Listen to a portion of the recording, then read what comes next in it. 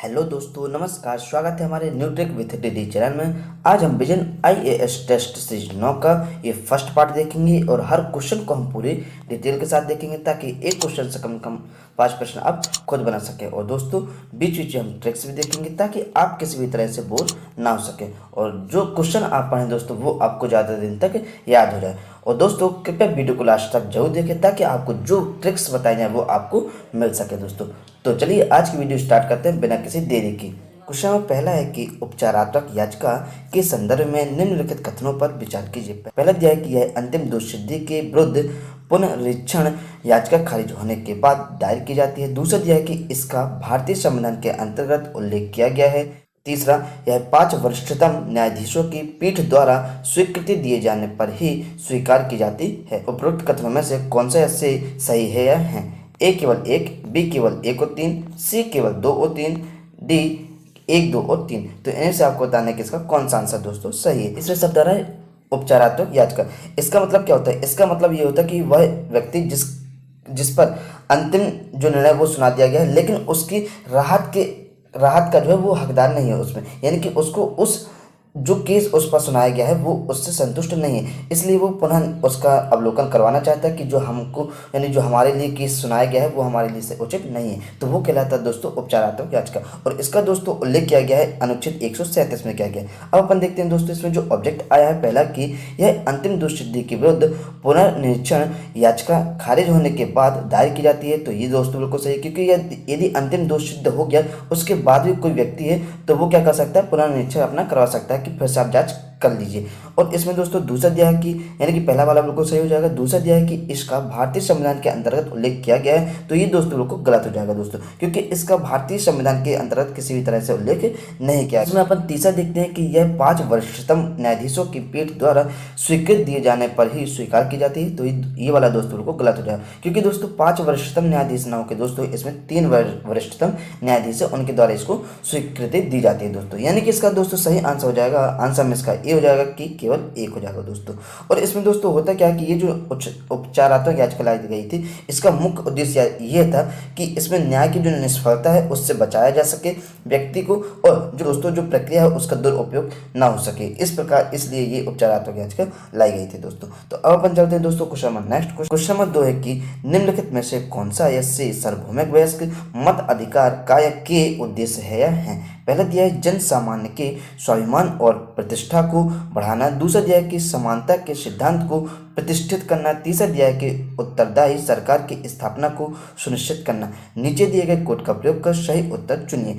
ए number दिया है केवल 1, बी केवल 1 और 2, सी केवल 2 और 3, डी 1, 2 और 3। तो इन्हें से दोस्तों बताना है कि इसका कौन सा आंसर सही है। अब इसमें शब्द आ रहा है दोस्तों सार्वभौमिक वयस्क मताधिकार। इसका मतलब क्या है? इसका मतलब है कि वह व्यक्ति जो 18 साल से ऊपर का यानी 18 प्लस का जो व्यक्ति हो गया है और वह मतदान कर सकता है वो कहलाता है दोस्तों सार्वभौमिक वयस्क मताधिकार। लेकिन दोस्तों इसके पहले क्या हो रहा था कि इसके पहले जो 61वां संविधान संशोधन के पहले यानी कि दोस्तों पहले क्या हो रहा था कि पहले कम से कम जो 21 साल के व्यक्ति होंगे वो वयस्क मताधिकार कहलाते हैं दोस्तों। लेकिन अभी जो 61वां संविधान संशोधन हुआ था उसमें क्या हुआ था दोस्तों कि उसमें कहा गया था कि जो 21 वर्ष ना होके 18 वर्ष उसमें उम्र कर दी गई थी। और ये जो दोस्तों जो 61वां संविधान संशोधन हुआ था ये कब हुआ था? तो ये 1988 में दोस्तों हुआ था। अब देखते हैं दोस्तों अपन इन तीनों को ट्रिक्स याद दोस्तों कैसे करेंगे। देखिए इसमें शब्द आ रहा है 61, इसमें आ रहा है 21। तो दोस्तों यदि आप 6 और 2 को जोड़ोगे तो क्या कितना आ जाएगा? 8 आ जाएगा। और 8 को यदि आप 2 बार लिखोगे तो 88 बन जाएगा। यानी कि दोस्तों जो जैसे ही संशोधन आएगा वैसे आपको देखना है कि 61 जो संविधान संशोधन यदि आ रहा है तो उसमें 21 जोड़ दोगे तो 8 मिल जाएगा आपको, और 8 को यदि आप 2 बार लिख दोगे तो 1988वां संविधान संशोधन हो जाएगा। यानी कि दोस्तों आपको किसी भी तरह से इसमें आपको कंफ्यूज नहीं होना है। तो अब अपन देखें दोस्तों कि इसका सही आंसर यानी कि इसमें जो ऑब्जेक्ट दिया है दोस्तों वो क्या दिया है। पहला दिया है कि जन सामान्य के स्वाभिमान और प्रतिष्ठा को बढ़ाना है, ये बिल्कुल सही है दोस्तों। इसीलिए जो सार्वभौमिक वयस्क का मताधिकार है वो किया जाता है ताकि किसी व्यक्ति जो है उससे मतभेद न किया जा सके। और उसमें जो क्या है दोस्तों समानता के सिद्धांत को प्रतिष्ठापित, ये भी बिल्कुल सही दोस्तों, क्योंकि किसी व्यक्ति के साथ जाति हो गया, नस्ल हो गया, धर्म, लिंग हो गया, साक्षरता, धन, इन सब के आधार पर दोस्तों उनके साथ जो है भेदभाव ना किया जा सके, इसलिए समानता का अधिकार भी दोस्तों बिल्कुल सही हो जाएगा। और तीसरा दिया कि उत्तरदायी सरकार की स्थापना को सुनिश्चित करना, तो ये दोस्तों बिल्कुल गलत हो जाएगा दोस्तों, क्योंकि उत्तरदायी सरकार की स्थापना करना सार्वभौमिक वयस्क मताधिकार का उद्देश्य बिल्कुल नहीं है दोस्तों। यानी कि दोस्तों इसका सही आंसर हो जाएगा, आंसर में इसका बी हो जाएगा कि केवल 1 और 2 हो जाएगा दोस्तों। अब अपन चलते हैं दोस्तों question number next. Question number 3 है कि हाल ही में क्वाड्रीसाइकिल शब्द सुर्खियों में रहा, यह संबंधित है। ए नंबर दिया है उच्च दक्षता वाले सूक्ष्म जल विद्युत संयंत्र के टरबाइन से। बी नंबर दिया है कि 4 बैरल वाले रॉकेट लॉन्चर से। सी नंबर दिया कि ऑटो रिक्शा के आकार के BS4 अनुपालक 4 पहिया वाहन से। और डी नंबर दिया कि हाल ही में भारत द्वारा आपूर्ति किए गए ताप नाभिकीय संलयन रिएक्टर के एक प्रमुख घटक से। तो इनमें से दोस्तों बताना है कि इसका कौन सा आंसर सही है। तो अब अपन देखिए दोस्तों, जो क्वाड्री साइकिल जो होता है दोस्तों, वो क्या होता है दोस्तों। इसका मतलब होता है कि एक ऐसा पहिया या एक ऐसा ऑटो रिक्शा जिसके 3 पहिए, यानी जिसमें लगभग होते हैं 3 पहिए के समान, लेकिन उसमें लगे रहते कितने दोस्तों, 4 पहिए। यानी कि दोस्तों सही आंसर हो जाएगा इसका, आंसर हमें इसका सी हो जाएगा कि यह एक ऐसा ऑटो रिक्शा के आकार के BS4 अनुपालक 4 पहिए वाहन के समान है दोस्तों। यानी कि इसका सही आंसर हो जाएगा, आंसर हमारा इसका सी हो जाएगा। अब अपन चलते हैं दोस्तों question number next. Question number 4 है कि हाल ही में सुर्खियों में रही द एनर्जी प्रोग्राम रिपोर्ट प्रकाशित की जाती है। ए नंबर दिया है संयुक्त राष्ट्र पर्यावरण कार्यक्रम द्वारा। बी दिया है विश्व मौसम संगठन द्वारा। सी जलवायु परिवर्तन पर अंतर सरकारी पैनल द्वारा। और डी दिया है उपरोक्त में से किसी के द्वारा नहीं। तो इन्हें से दोस्तों बताना है कि इसका कौन सा आंसर सही है। तो अब अपन देखिए दोस्तों कि इसमें जो है द एनर्जी प्रोग्राम ऊर्जा, तो दोस्तों इसमें देखिए एनर्जी शब्द कहीं भी नहीं आ रहा है, यानी कि ऊर्जा शब्द जो है दोस्तों इसमें कहीं भी नहीं आ रहा है। यानी कि दोस्तों इसका सही आंसर हो जाएगा, आंसर में इसका डी हो जाएगा, उपरोक्त में से किसी ने। तो अब अपन देखिए दोस्तों, तो ये किसके द्वारा जो है प्रकाशित की जाती है। तो ये दोस्तों बहुत सारी एजेंसी जिसके द्वारा प्रकाशित की जाती है, लेकिन 2020 में जो है दोस्तों वो प्रकाशित की थी जो अंतर्राष्ट्रीय नवीनीकरण ऊर्जा एजेंसी है, उसके द्वारा प्रकाशित की गई थी दोस्तों। और अपन देखिए और किसके किसके द्वारा ये प्रकाशित की जाती है। और ये दोस्तों जो होती है कि जो अंतर्राष्ट्रीय ऊर्जा एजेंसी है उसके द्वारा भी इसको प्रकाशित की जाती है। विश्व बैंक हो गया, विश्व स्वास्थ्य संगठन, इन सभी के द्वारा इसको प्रकाशित की जाती है दोस्तों। यानी कि इसका सही आंसर हो जाएगा, आंसर नंबर डी, उपरोक्त में से किसी के द्वारा नहीं। अब अपन चलते हैं question number next. Question number 5 है कि भारतीय संविधान की निम्नलिखित में से कौन सी विशेषताएं भारत सरकार अधिनियम 1935 से ग्रहण की गई थी। पहला दिया है संघीय व्यवस्था, दूसरा आपातकालीन प्रावधान, तीसरा राज्यों के राज्यपाल की नियुक्तियां और चौथा दिया है संघीय लोक सेवा आयोग। नीचे दिए गए कोड का प्रयोग कर सही उत्तर चुनिए। ए केवल 1, 2 और 4, बी केवल 3 और 4, सी केवल 1, 2 और 3, डी 1, 2, 3 और 4। तो इन्हें से दोस्तों बताने के इसका कौन सा आंसर सही है। तो अब अपन देखिए दोस्तों, जो भारत सरकार अधिनियम 1935 हुआ था उससे दोस्तों बहुत सारी विशेषताएं जो है वो ग्रहण की गई थी। उनमें से दोस्तों पहला दिया है कि संघीय व्यवस्था ग्रहण की गई थी, ये दोस्तों लोग को सही हो जाएगा। दूसरा दिया है कि आपातकालीन प्रावधान भी ग्रहण किया गया था, ये भी दोस्तों लोग को सही हो जाएगा। लेकिन दोस्तों इसमें जो तीसरा दिया है कि राज्यों के राज्यपाल की नियुक्तियां इससे ग्रहण की गई थी, तो ये दोस्तों लोग को गलत हो जाएगा, क्योंकि दोस्तों राज्यों के राज्यपाल की नियुक्तियां जो है वो कनाडा का जो संविधान है दोस्तों वहां से ग्रहण की गई थी दोस्तों। और चौथा है कि संघीय लोक सेवा आयोग ग्रहण की गई थी, ये भी दोस्तों को सही हो जाएगा। यानी दोस्तों इसका सही आंसर तो हो जाएगा, आंसर में इसका ये हो जाएगा कि केवल 1, 2 और 4। तो अब अपन देखते हैं दोस्तों अपन इसको याद कैसे करेंगे दोस्तों। इसमें दोस्तों जो तीसरा दिया है कि राज्यों के राज्यपाल की नियुक्तियां कनाडा के संविधान से ग्रहण की गई थी दोस्तों, तो इसको अपन ट्रिक से कैसे याद करेंगे दोस्तों। देखिए इसमें आ रहा है राज्यों के राज्यपाल, तो यानी कि पाल की बात हो रही है। तो यानी कि जैसे आम का पाल लगता है, यानी कि जो पकाते हैं जब आम, तो उसमें किसका पाल लगाया जाता है, उसमें कना का पाल लगाया जाता है, यानी कनाडा, यानी कना डाल दे तो कना डाल दोगे तो ताकि पाल लग जाएगा। यानी कि राज्यों में यदि राज्यपाल की नियुक्ति करनी है तो उसके लिए अपन को क्या सिफारिश करनी पड़ेगी, उसके लिए अपन को कना डालनी पड़ेगी। जिस प्रकार से अपन को और दूसरा काम करवाने के लिए अपन को पैसा देना पड़ता है दूसरों को, उसी प्रकार यदि अपन को राज्यों के राज्यपाल की यदि नियुक्ति करानी है तो सरकार को क्या डालना पड़ेगा दोस्तों, कना डालना पड़ेगा। अब अपन चलते question number next. Question number 6 है कि सूक्ष्म खाद्य प्रसंस्करण उद्यमों को औपचारिक रूप देने की जो योजना है उसके संदर्भ में निम्नलिखित में से कौन सा इससे कथन सही है।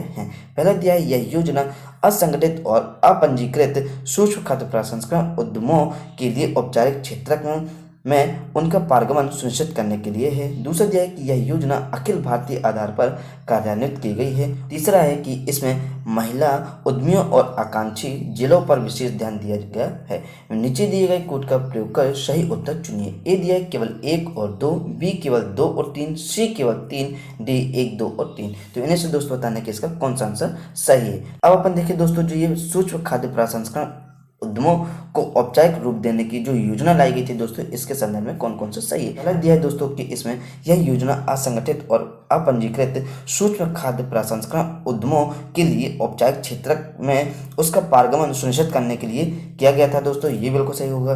क्योंकि दोस्तों इसमें हो क्या रहा था, इसमें दोस्तों हुआ ये था कि जो व्यक्ति हैं यानी जो छोटे छोटे जो है वो उद्यम यदि लगाते हैं तो उनको सब्सिडी के रूप में उनको पैसा दिया जाएगा। और दोस्तों इसमें जो दूसरा है कि यह योजना जो है अखिल भारतीय आधार पर कार्यान्वित की गई थी दोस्तों, तो ये बिल्कुल सही हो जाएगा। और तीसरा दिया है कि इसमें महिला उद्यमियों और आकांक्षी जिलों पर विशेष ध्यान दिया गया है, तो ये दोस्तों बिल्कुल सही हो जाएगा। यानी कि दोस्तों इसका सही आंसर हो जाएगा, आंसर नंबर इसका डी हो जाएगा कि 1, 2 और 3 हो जाएगा दोस्तों। और ये जो दोस्तों योजना है दोस्तों ये कब लाई गई थी, तो ये दोस्तों 2020 और 2021 में इसको क्रियान्वित किया गया और इसमें दोस्तों 10,000 करोड़ रुपए इसमें निवेश किए गए हैं दोस्तों।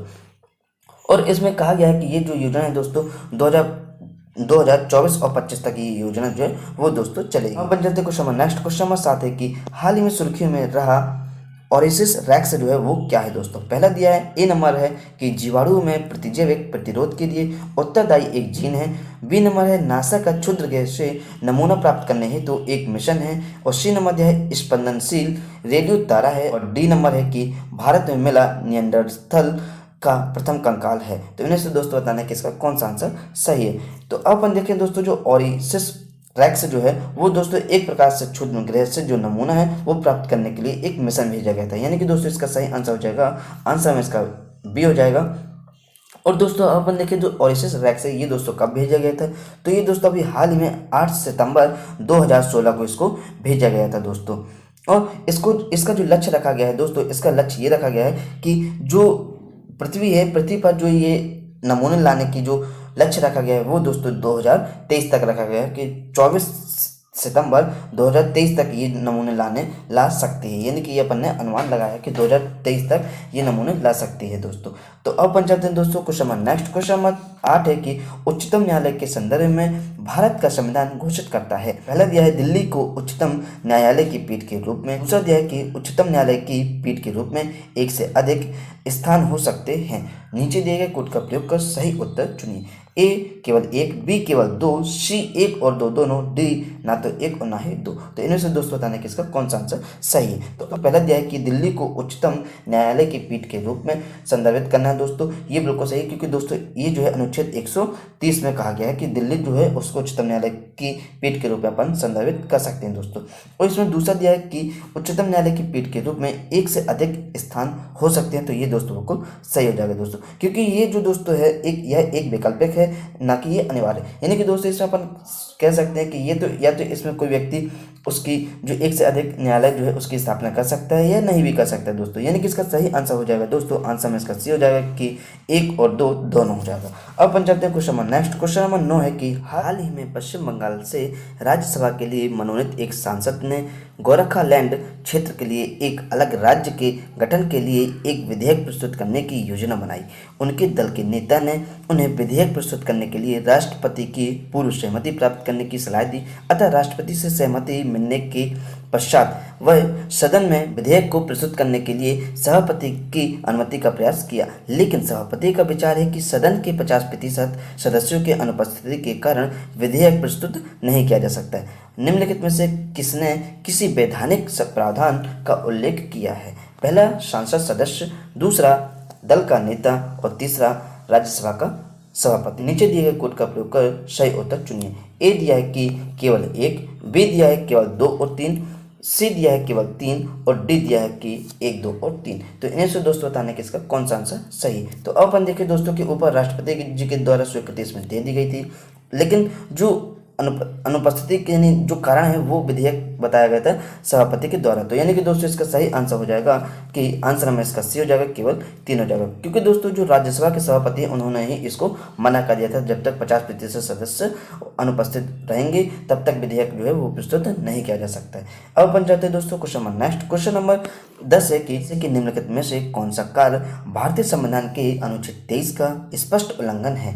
ए दिया है राज्य सरकार के एक शिक्षक को संबंधित सरकार द्वारा सामाजिक लेकिन गैर शिक्षक गतिविधियों में संलग्न होने का आदेश दिया जाना। बी दिया है नेपाल के एक प्रवासी द्वारा न्यूनतम मजदूरी से कम पर किसी निर्माण स्थल पर कार्य किया जाना। सी दिया है नौकरी की इच्छुक एक पात्र महिला को सरकारी कार्यालय द्वारा रोजगार से इनकार किया जाना। डी दिया है सरकारी कर्मचारियों का महंगाई भत्ता न बढ़ाने का कार्य करना। तो इन्हें से दोस्तों बताने कि जो अनुच्छेद 23 है उसका कौन सा जो है सही स्पष्ट वर्णन कर रहा है दोस्तों। तो अब अपन देखिए दोस्तों कि इसमें जो अनुच्छेद 23 है इसमें क्या कहा जाता है कि ये जो है अनुच्छेद 23 सबसे पहले दोस्तों ये नागरिक और गैर नागरिक यानी कि भारतीय और विदेशी दोनों के लिए ये उपलब्ध है दोस्तों। यानी कि इसमें ये नहीं होगा कि आप भारतीय तो आपके लिए अलग नियम रहेंगे और आप गैर भारतीय तो आपके लिए अलग नियम रहेंगे अनुच्छेद 23 के अंतर्गत दोस्तों। तो इसमें दोस्तों अपन देखिए जो इसका सही आंसर हो जाएगा दोस्तों, इसका सही आंसर हो जाएगा, आंसर में इसका बी हो जाएगा कि नेपाल के यदि एक प्रवासी है उसके द्वारा न्यूनतम मजदूरी से कम पर यदि किसी निर्माण स्थल पर कार्य किया जा रहा है तो वो दोस्तों अनुच्छेद 23 का स्पष्ट उल्लंघन कर रहा है दोस्तों।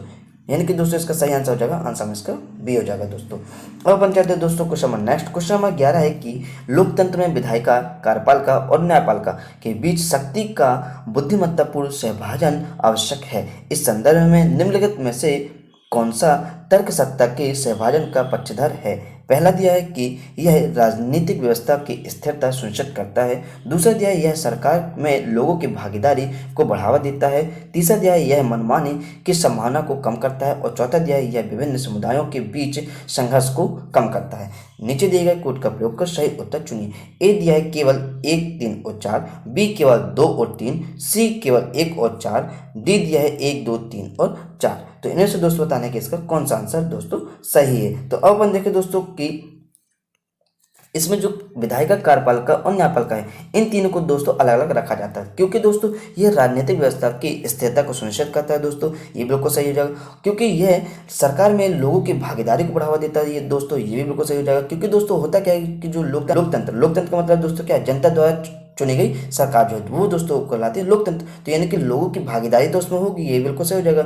और जो तीसरा है कि मनमाने की संभावना को कम करना है, ये भी दोस्तों बिल्कुल सही हो जाएगा। क्योंकि जो सरकार होती है वो मनमाने निर्णय नहीं ले सकती, बिना यदि जनता के खिलाफ कोई यदि अधिनियम आता है तो वो दोस्तों उनके अनुसार नहीं लिया जाएगा। यानी कि दोस्तों तीसरा भी बिल्कुल सही हो जाएगा। और चौथा दिया है कि विभिन्न समुदायों के बीच संघर्ष कम करता है, तो ये भी दोस्तों बिल्कुल सही हो जाएगा। यानी कि दोस्तों इसका सही आंसर हो जाएगा, आंसर में इसका डी हो जाएगा कि 1, 2, 3 और 4 सही है इसका। अब अपन चलते हैं दोस्तों question number next. Question number 12 है कि भारतीय संविधान अपने नागरिकों के लिए एक अपूर्ण सम्मिलित होने का अधिकार प्रदान करता है। निम्नलिखित में से कौन से इस अधिकार पर उचित प्रतिबंध लगाने का आधार हो सकते हैं। ए, सार्वजनिक व्यवस्था, नैतिकता और शालीनता। बी, सार्वजनिक स्वास्थ्य और राज्य की सुरक्षा। सी, सार्वजनिक व्यवस्था और सार्वजनिक स्वास्थ्य। डी, भारत की संप्रभुता, अखंडता और सार्वजनिक व्यवस्था। तो इन्हीं से दोस्तों बताना कि इसका कौन सा आंसर दोस्तों सही है। तो अब अपन देखिए दोस्तों जो समवेत होने का अधिकार जो है वो दोस्तों किस प्रकार से संदर्भित करता है। तो ये दोस्तों जो इसमें आंसर में इसका डी हो जाएगा कि भारत की संप्रभुता, अखंडता और सार्वजनिक व्यवस्था को बनाए रखना, ये दोस्तों कहलाता है समवेत होने का अधिकार है दोस्तों नागरिकों के लिए। यानी कि दोस्तों इसका सही आंसर हो जाएगा, आंसर में इसका डी हो गया दोस्तों। अब बन जाते हैं दोस्तों क्वेश्चन नंबर नेक्स्ट।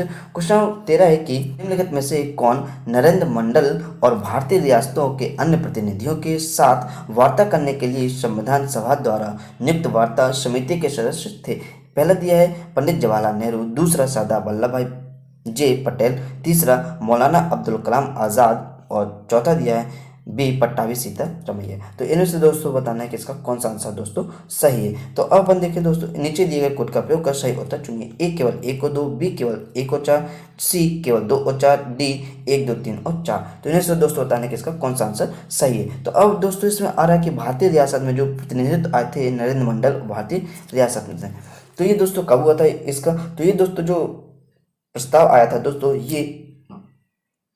ये दोस्तों जो प्रस्ताव आया था वो 21 दिसंबर 1946 में दोस्तों ये लाया गया था। और इसमें दोस्तों जो है पंडित जवाहरलाल नेहरू को भी इसमें निमंत्रित यानी इसमें लाया गया था, उनको भी आमंत्रित किया गया था। और दूसरा जो है सरदार वल्लभ भाई पटेल भी जो थे इसमें, और चौथा है तीसरा है कि मौलाना अब्दुल कलाम आज़ाद जो थे वो भी इस वार्तालाप में शामिल थे। और चौथा है कि वी पट्टाभी सीतारमैया जो है वो भी इसमें शामिल थे। यानी कि दोस्तों इसका सही आंसर हो जाएगा, आंसर में इसका डी हो जाएगा कि 1, 2, 3 और 4 हो जाएगा दोस्तों। और इनके साथ भी दोस्तों और भी 2 लोग और थे, वो शंकरादेव जो थे और एक थे सर एन गोपाल स्वामी अयंगर जो थे वो भी इसमें दोस्तों शामिल हुए थे। यानी कि दोस्तों टोटल 6 लोग इसमें शामिल हुए थे। अब अपन चलते दोस्तों question number next. Question number 14 है कि इसे भारतीय संविधान की अनूठी विशेषता के रूप में वर्णित किया गया है। यह सामाजिक और आर्थिक लोकतंत्र के आदर्श को बढ़ावा देने के निमित्त है। यह भारत में कल्याणकारी राज्य स्थापित करना चाहता है उपरोक्त गद्यांश निम्नलिखित में से किसका वर्णन कर रहा है? ए, राज्य की नीति के निर्देशक तत्व, बी, मूल अधिकार, सी, मूल कर्तव्य और डी, प्रस्तावना। तो इन्हीं से दोस्तों बताना कि इसका कौन सा आंसर सही। अपन देखिए दोस्तों इसमें शब्द आ रहा है कि कल्याणकारी राज्य, तो यानी कि दोस्तों इसका सही आंसर क्या हो जाएगा? आंसर में इसका ये हो जाएगा कि राज्य की नीति के निर्देशक तत्व जो है उसमें इसकी वर्णन जो है वो किया गया कि अनूठी विशेषता है इसलिए। और इसमें दोस्तों कहा गया कि जो राज्य है वो जब भी कोई नियम बनाएगा तो वो जो राज्य की नीति निर्देशक जो तत्व है उसको ध्यान में रखते हुए बनाएगा कोई भी नियम, यह अधिनियम दोस्तों। तो अब अपन जाते हैं दोस्तों क्वेश्चन नंबर नेक्स्ट। क्वेश्चन 15 है कि लोकसभा में स्थगन प्रस्ताव के संबंध में निम्नलिखित में से कौन सा कथन सही नहीं है? ए नंबर, कोई सदस्य एक बैठक के लिए स्थगन प्रस्ताव का एक से अधिक नोटिस नहीं दे सकता है। बी, राज्य सरकार के विशेष क्षेत्राधिकार में आने वाला मामला स्थगन प्रस्ताव के अंतर्गत आग्रह है।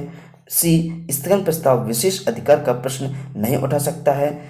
डी, यदि लोकसभा अध्यक्ष स्थगन प्रस्ताव के लिए सहमति देने से मना करता है तो वह कारण बताने के लिए बाध्य है। तो दोस्तों इसमें से बताना कि इसका कौन सा सही नहीं है। तो अब अपन देखें दोस्तों कि इसमें जो पहला दिया है कि जो प्रस्ताव है वो एक से अधिक नोटिस नहीं दे सकता है एक बैठक में, तो ये दोस्तों बिल्कुल सही है। और इसमें दोस्तों बताना कि कौन सा सही नहीं है। दूसरा दिया है कि राज्य सरकार में विशेष क्षेत्राधिकार में आने वाला जो मामला है वो स्थगन प्रस्ताव के अंतर्गत आग्रह है, तो ये दोस्तों बिल्कुल सही हो जाएगा। और तीसरा दिया सी नंबर है कि स्थगन प्रस्ताव विशेष अधिकार का प्रश्न नहीं उठा सकता है, दोस्तों ये बिल्कुल सही हो जाएगा।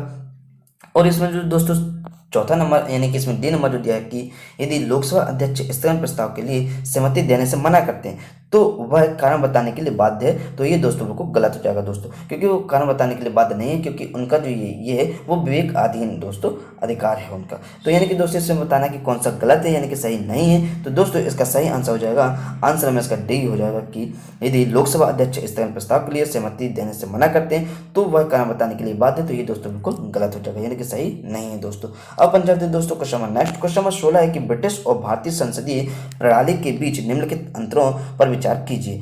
पहला दिया है जहां ब्रिटिश संसद बिना किसी सीमा के संप्रभु शक्तियों का प्रयोग करती है वहीं भारतीय संसद की शक्तियां संविधान द्वारा सीमित है। दूसरा है कि भारत में मंत्री के वैधानिक उत्तरदायित्व की प्रणाली है जबकि ब्रिटेन में कोई ऐसी व्यवस्था नहीं है। उपरोक्त कथनों में से कौन सा ऐसे सही है या है? ए केवल एक, बी केवल दो, सी एक और दो दोनों, डी ना तो एक और ना ही दो। तो इन्हें से दोस्तों बताने कि इसका कौन सा आंसर दोस्तों सही है। तो दोस्तों अब अपन को बताना कि ब्रिटिश भारतीय जो संसद है उसके प्रणाली में कौन कौन सा अंतर है। अब देखिए दोस्तों जो भारत सरकार की जो संसदीय प्रणाली है वो दोस्तों मुख्य रूप से ब्रिटिश संसदीय प्रणाली पर ही आधारित है दोस्तों, लेकिन उसमें से बहुत से अंतर ऐसे हैं दोस्तों कि जो दोनों में मेल नहीं खाते हैं दोस्तों, यानी कि पूरी फोटोकॉपी नहीं है दोस्तों। पहला दिया है कि जहां ब्रिटिश संसद बिना किसी सीमा के संप्रभु शक्तियों का प्रयोग करती है वहीं भारतीय संसद की शक्तियां संविधान द्वारा सीमित है, तो ये दोस्तों बिल्कुल सही है। और दोस्तों इसमें दूसरा दिया है कि भारत में मंत्री के वैधानिक उत्तरदायित्व की प्रणाली है जबकि ब्रिटेन में ऐसी कोई व्यवस्था नहीं है, तो ये दोस्तों बिल्कुल गलत हो जाएगा दोस्तों, क्योंकि होता क्या है कि भारत में हालांकि कोई ऐसी व्यवस्था नहीं है बल्कि ब्रिटेन में मंत्री के वैधानिक उत्तरदायित्व की व्यवस्था है। यानी कि दोस्तों इसका मतलब क्या है? इसका मतलब है कि दोस्तों कि वह व्यक्ति ही मंत्री बन सकता है जो दोनों सदनों का जो है वो सदस्य है। और दोस्तों लेकिन भारत में ऐसा नहीं, कोई व्यक्ति जो है वो मंत्री बन सकता है बिना किसी सदस्य के, लेकिन उसको दोस्तों 6 माह तक ये बन सकता है, यानी कि दोस्तों वो 6 माह तक बन सकता है, उसके बाद उसको ग्रहण करना ही पड़ेगी कहीं ना कहीं की सदस्यता, या तो लोकसभा की या राज्यसभा की दोस्तों सदस्यता ग्रहण उनको करनी पड़ेगी। यानी कि दोस्तों इसका सही आंसर हो जाएगा, आंसर में इसका ये हो जाएगा कि केवल एक हो जाएगा सही। अब अपन जाते हैं दोस्तों question number next. Question number 17 है कि संसदीय प्रणाली और अध्यक्षात्मक प्रणाली की विशेषताओं के बीच निम्नलिखित अंतरों पर विचार कीजिए। पहला दिया है कि अध्यक्षात्मक प्रणाली यानी कि दोस्तों इसका मतलब होता है कि राष्ट्रपति प्रणाली जो होती है दोस्तों उसके बारे में बात हो रही है, के विपरीत भारतीय संसदीय प्रणाली में दोहरी कार्यकारिणी है। दूसरा है कि अध्यक्षात्मक प्रणाली के विपरीत संसदीय प्रणाली अधिक स्थिर सरकार के गठन की अनुमति प्रदान करती है। तीसरा दिया है कि अध्यक्षात्मक प्रणाली के विपरीत संसदीय प्रणाली जो है वो कठोरता से शक्तियों के पृथक्करण के सिद्धांत का पालन करती है। उपरोक्त कथनों में से कौन सा सही नहीं है दोस्तों? ए केवल एक, बी केवल दो, सी केवल एक और तीन, डी केवल 2 और 3। तो इन्हीं से दोस्तों बताना कि इसका कौन सा आंसर दोस्तों सही नहीं है। इसमें दोस्तों जो पहला है कि अध्यक्षात्मक प्रणाली के विपरीत भारतीय संसदीय प्रणाली में दोहरी कार्यकारिणी है, तो ये दोस्तों बिल्कुल सही हो जाएगा दोस्तों। लेकिन इसमें पूछा सही नहीं है दोस्तों, तो ये तो बिल्कुल सही है, क्योंकि दोस्तों होता क्या है कि अध्यक्षात्मक प्रणाली मतलब कि राष्ट्रपति प्रणाली, तो उसमें दोस्तों होता क्या है, वो अमेरिका में लागू है दोस्तों। और उसमें ये होता है कि जो राष्ट्रपति होते हैं वो दोनों के प्रमुख होते हैं, यानी कि राज्य के भी और जो देश है उसके भी प्रमुख होते हैं, यानी कि दोनों का वो कार्यभार संभालते हैं। लेकिन दोस्तों जो भारत है उसमें ऐसी व्यवस्था नहीं है दोस्तों, क्योंकि भारत में दोहरी कार्यकारिणी है, यानी कि दोस्तों जो राष्ट्रपति जो प्रधानमंत्री होंगे वो दोस्तों पूरे देश के जो मंत्री हैं उनको देखेंगे, लेकिन जो मंत्री हैं यानी कि दोस्तों मुख्यमंत्री हैं वो दोस्तों राज्य के प्रमुख होते हैं, यानी कि दोस्तों दोहरी कार्यकारिणी व्यवस्था है अपने यहाँ पे। और दोस्तों इसमें जो दूसरा दिया है कि अध्यक्षात्मक प्रणाली यानी कि राष्ट्रपति प्रणाली के विपरीत संसदीय प्रणाली अधिक स्थिर सरकार के गठन की अनुमति प्रदान करती है दोस्तों, तो ये बिल्कुल गलत है दोस्तों, क्योंकि राष्ट्रपति प्रणाली जो होती है दोस्तों उसमें अधिक स्थिरता है, क्योंकि दोस्तों उसमें होता क्या कि राष्ट्रपति प्रणाली मतलब कि जो उसमें 4 वर्ष तक व्यक्ति को हटाया नहीं जा सकता है दोस्तों। लेकिन जो अपने यहाँ की जो प्रणाली है दोस्तों उसमें उसको हटाया जा सकता है, क्योंकि उसका कोई निश्चित समय नहीं होता है कि कब जो है वो अविश्वास प्रस्ताव पारित हो जाए और सरकार हट जाए दोस्तों, यानी कि दोस्तों इसका दूसरा बिल्कुल गलत हो जाएगा। और तीसरा दिया है कि अध्यक्षात्मक प्रणाली के विपरीत यानी कि राष्ट्रपति जो प्रणाली है उसके विपरीत संसदीय प्रणाली कठोरता से शक्तियों के पृथक्करण के सिद्धांत का पालन करती है, तो दोस्तों ये वाला भी बिल्कुल गलत हो जाएगा दोस्तों, क्योंकि अध्यक्षात्मक प्रणाली जो होती है वो दोस्तों कठोरता की शक्तियों का पालन करती है दोस्तों, ना कि भारतीय संसद, क्योंकि भारतीय संसद दोनों प्रणाली का जो पालन करती है, कठोर भी है और लचीली भी, यानी कि दोनों प्रकार की है। तो यानी कि दोस्तों इसका सही आंसर हो जाएगा, इसमें दोस्तों बताने की कौन सा सही नहीं है यानी कि कौन से गलत है दोस्तों, तो इसका सही आंसर हो जाएगा, आंसर हमें इसका दिया हो जाएगा कि केवल 2 और 3 हो जाएगा दोस्तों सही आंसर। तो अब अपन चलते हैं दोस्तों question number next. Question number 18 है कि वर्ल्ड इकोनॉमिक आउटलुक रिपोर्ट निम्नलिखित में से किसके द्वारा प्रकाशित की जाती है। ए नंबर दिया है कि अंतर्राष्ट्रीय मुद्रा कोष, बी विश्व बैंक द्वारा, सी आर्थिक सहयोग और विकास संगठन द्वारा, और डी दिया है कि विश्व आर्थिक मंच द्वारा। तो इनमें से दोस्तों बताने कि इसका कौन सा आंसर दोस्तों सही है। तो अब अपन देखिए दोस्तों कि इसमें कह रहा है कि वर्ल्ड इकोनॉमिक आउटलुक, इकोनॉमिक मतलब कि दोस्तों पैसे की बात आ रही है दोस्तों, यानी कि दोस्तों मुद्रा की बात आ रही है, तो दोस्तों यानी कि इसका सही आंसर हो जाएगा, आंसर नंबर इसका ये हो जाएगा कि अंतर्राष्ट्रीय मुद्रा कोष के द्वारा जो है ये रिपोर्ट जारी की जाती है दोस्तों। और अब अपन दोस्तों देखें कि इसमें विश्व बैंक के द्वारा दोस्तों कौन सी रिपोर्ट जो है वो जारी की जाती है, तो दोस्तों विश्व बैंक जो है दोस्तों उसके द्वारा व्यापार सुगमता यानी कि ईज ऑफ डूइंग बिजनेस होता है, रहने की व्यवस्था, विश्व विकास रिपोर्ट जो होती है दोस्तों उसकी जो है ये सब रिपोर्ट जारी करती है कौन, विश्व बैंक। और दोस्तों जो सीन हमारा है कि आर्थिक सहयोग और विकास संगठन जो दोस्तों है ये कौन सी रिपोर्ट जारी करता है, तो ये दोस्तों जो अंतर्राष्ट्रीय छात्र मूल्यांकन होते हैं दोस्तों उसके लिए जो कार्यक्रम होते हैं वो दोस्तों यानी कि जिसको बोलते हैं इंग्लिश में program for international student assessment, यानी कि दोस्तों पीसा जो होता है दोस्तों उसका जो है ये रिपोर्ट जारी करती है दोस्तों।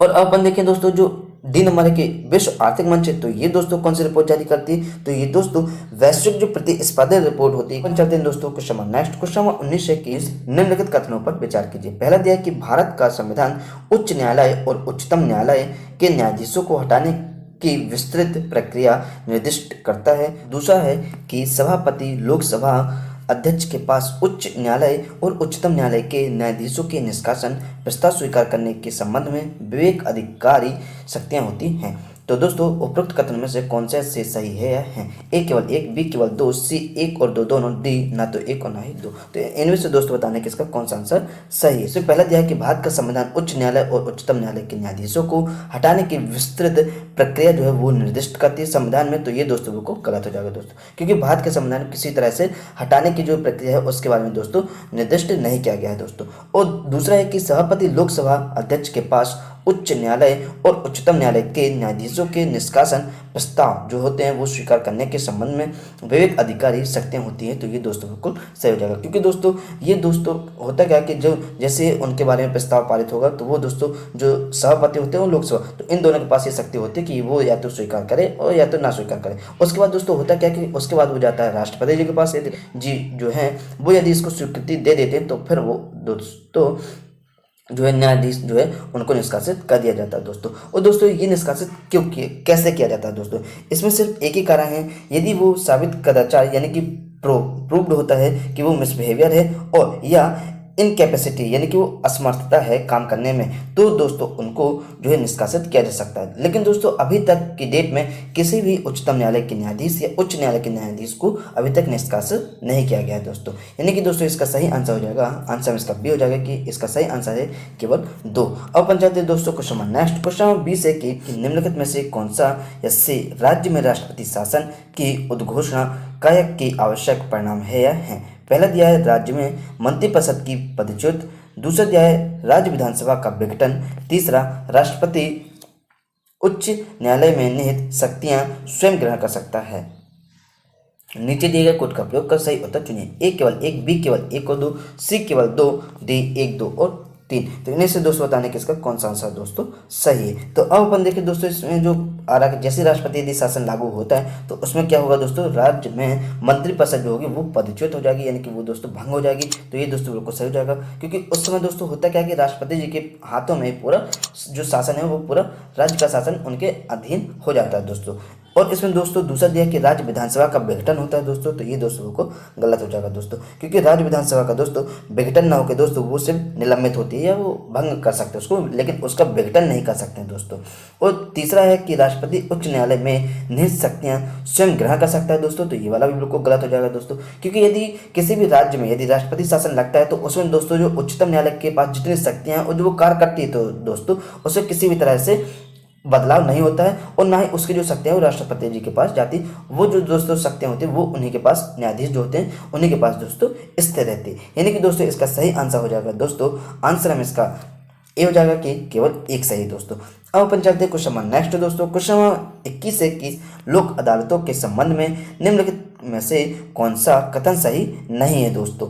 ए दिया है लोक अदालत में मामला दायर किए जाने पर कोई अदालत शुल्क देय नहीं होता है। बी लोक अदालत में सामाजिक कार्यकर्ता मध्यस्थ सुलहकर्ता के रूप में कार्य कर सकते हैं। सी लोक अदालत के सदस्य की भूमिका केवल सांविधिक सुलहकर्ता की होती है और कोई न्यायिक भूमिका नहीं होती है। डी स्थायी लोक अदालत का अधिकार क्षेत्र जो है वो 1 लाख रुपए तक होता है। तो दोस्तों इन्हें से बताना है कि लोक अदालत के संदर्भ में कौन सा सही कथन नहीं है। तो अब अपन देखें दोस्तों कि इससे पहला जो दिया है कि इसमें कोई देय शुल्क नहीं होता है यदि मामला दायर किया जाता है, तो ये दोस्तों बिल्कुल सही। यदि दोस्तों जो लोक अदालत है उसमें यदि शुल्क दी भी जाती है तो दोस्तों जैसे ही निर्णय जो सुनाया जाता है, अंतिम निर्णय सुनाया जाता है, तो उसमें दोस्तों उनके वापस जो है राशि जो यदि ली भी जाती है तो वो उनको वापस दे दी जाती है।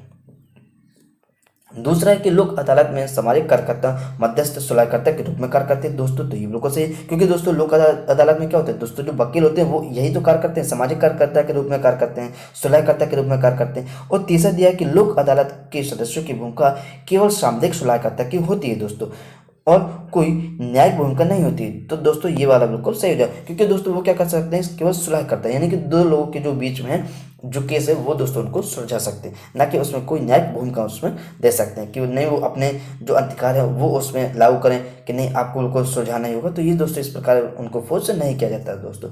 और दोस्तों इसमें जो डी नंबर की स्थायी लोक अदालत का जो अधिकार क्षेत्र है वो 1 लाख रुपए है दोस्तों, तो ये वाला दोस्तों बिल्कुल गलत हो जाए, क्योंकि दोस्तों जो लोक अदालत का जो अधिकार क्षेत्र है वो दोस्तों 1 करोड़ रुपए है दोस्तों, ना कि 1 लाख रुपए है दोस्तों। यानी कि दोस्तों इसमें पूछा था कि कौन सा सही नहीं है, तो दोस्तों इसका सही आंसर हो जाएगा, आंसर हमें इसका डी हो जाएगा कि स्थायी लोक अदालत का अधिकार क्षेत्र जो है 1 लाख रुपए तक है, तो ये दोस्तों को गलत हो जाएगा दोस्तों। अब बन जाते question number next. Question number 22 है कि शून्य विलंब न्यायालय योजना यानी कि जीरो पेंडेंसी कोर्ट प्रोजेक्ट के संबंध में निम्नलिखित कथनों पर विचार कीजिए। पहला दिया है कि यह परियोजना विधि और न्याय मंत्रालय द्वारा आरंभ की गई है।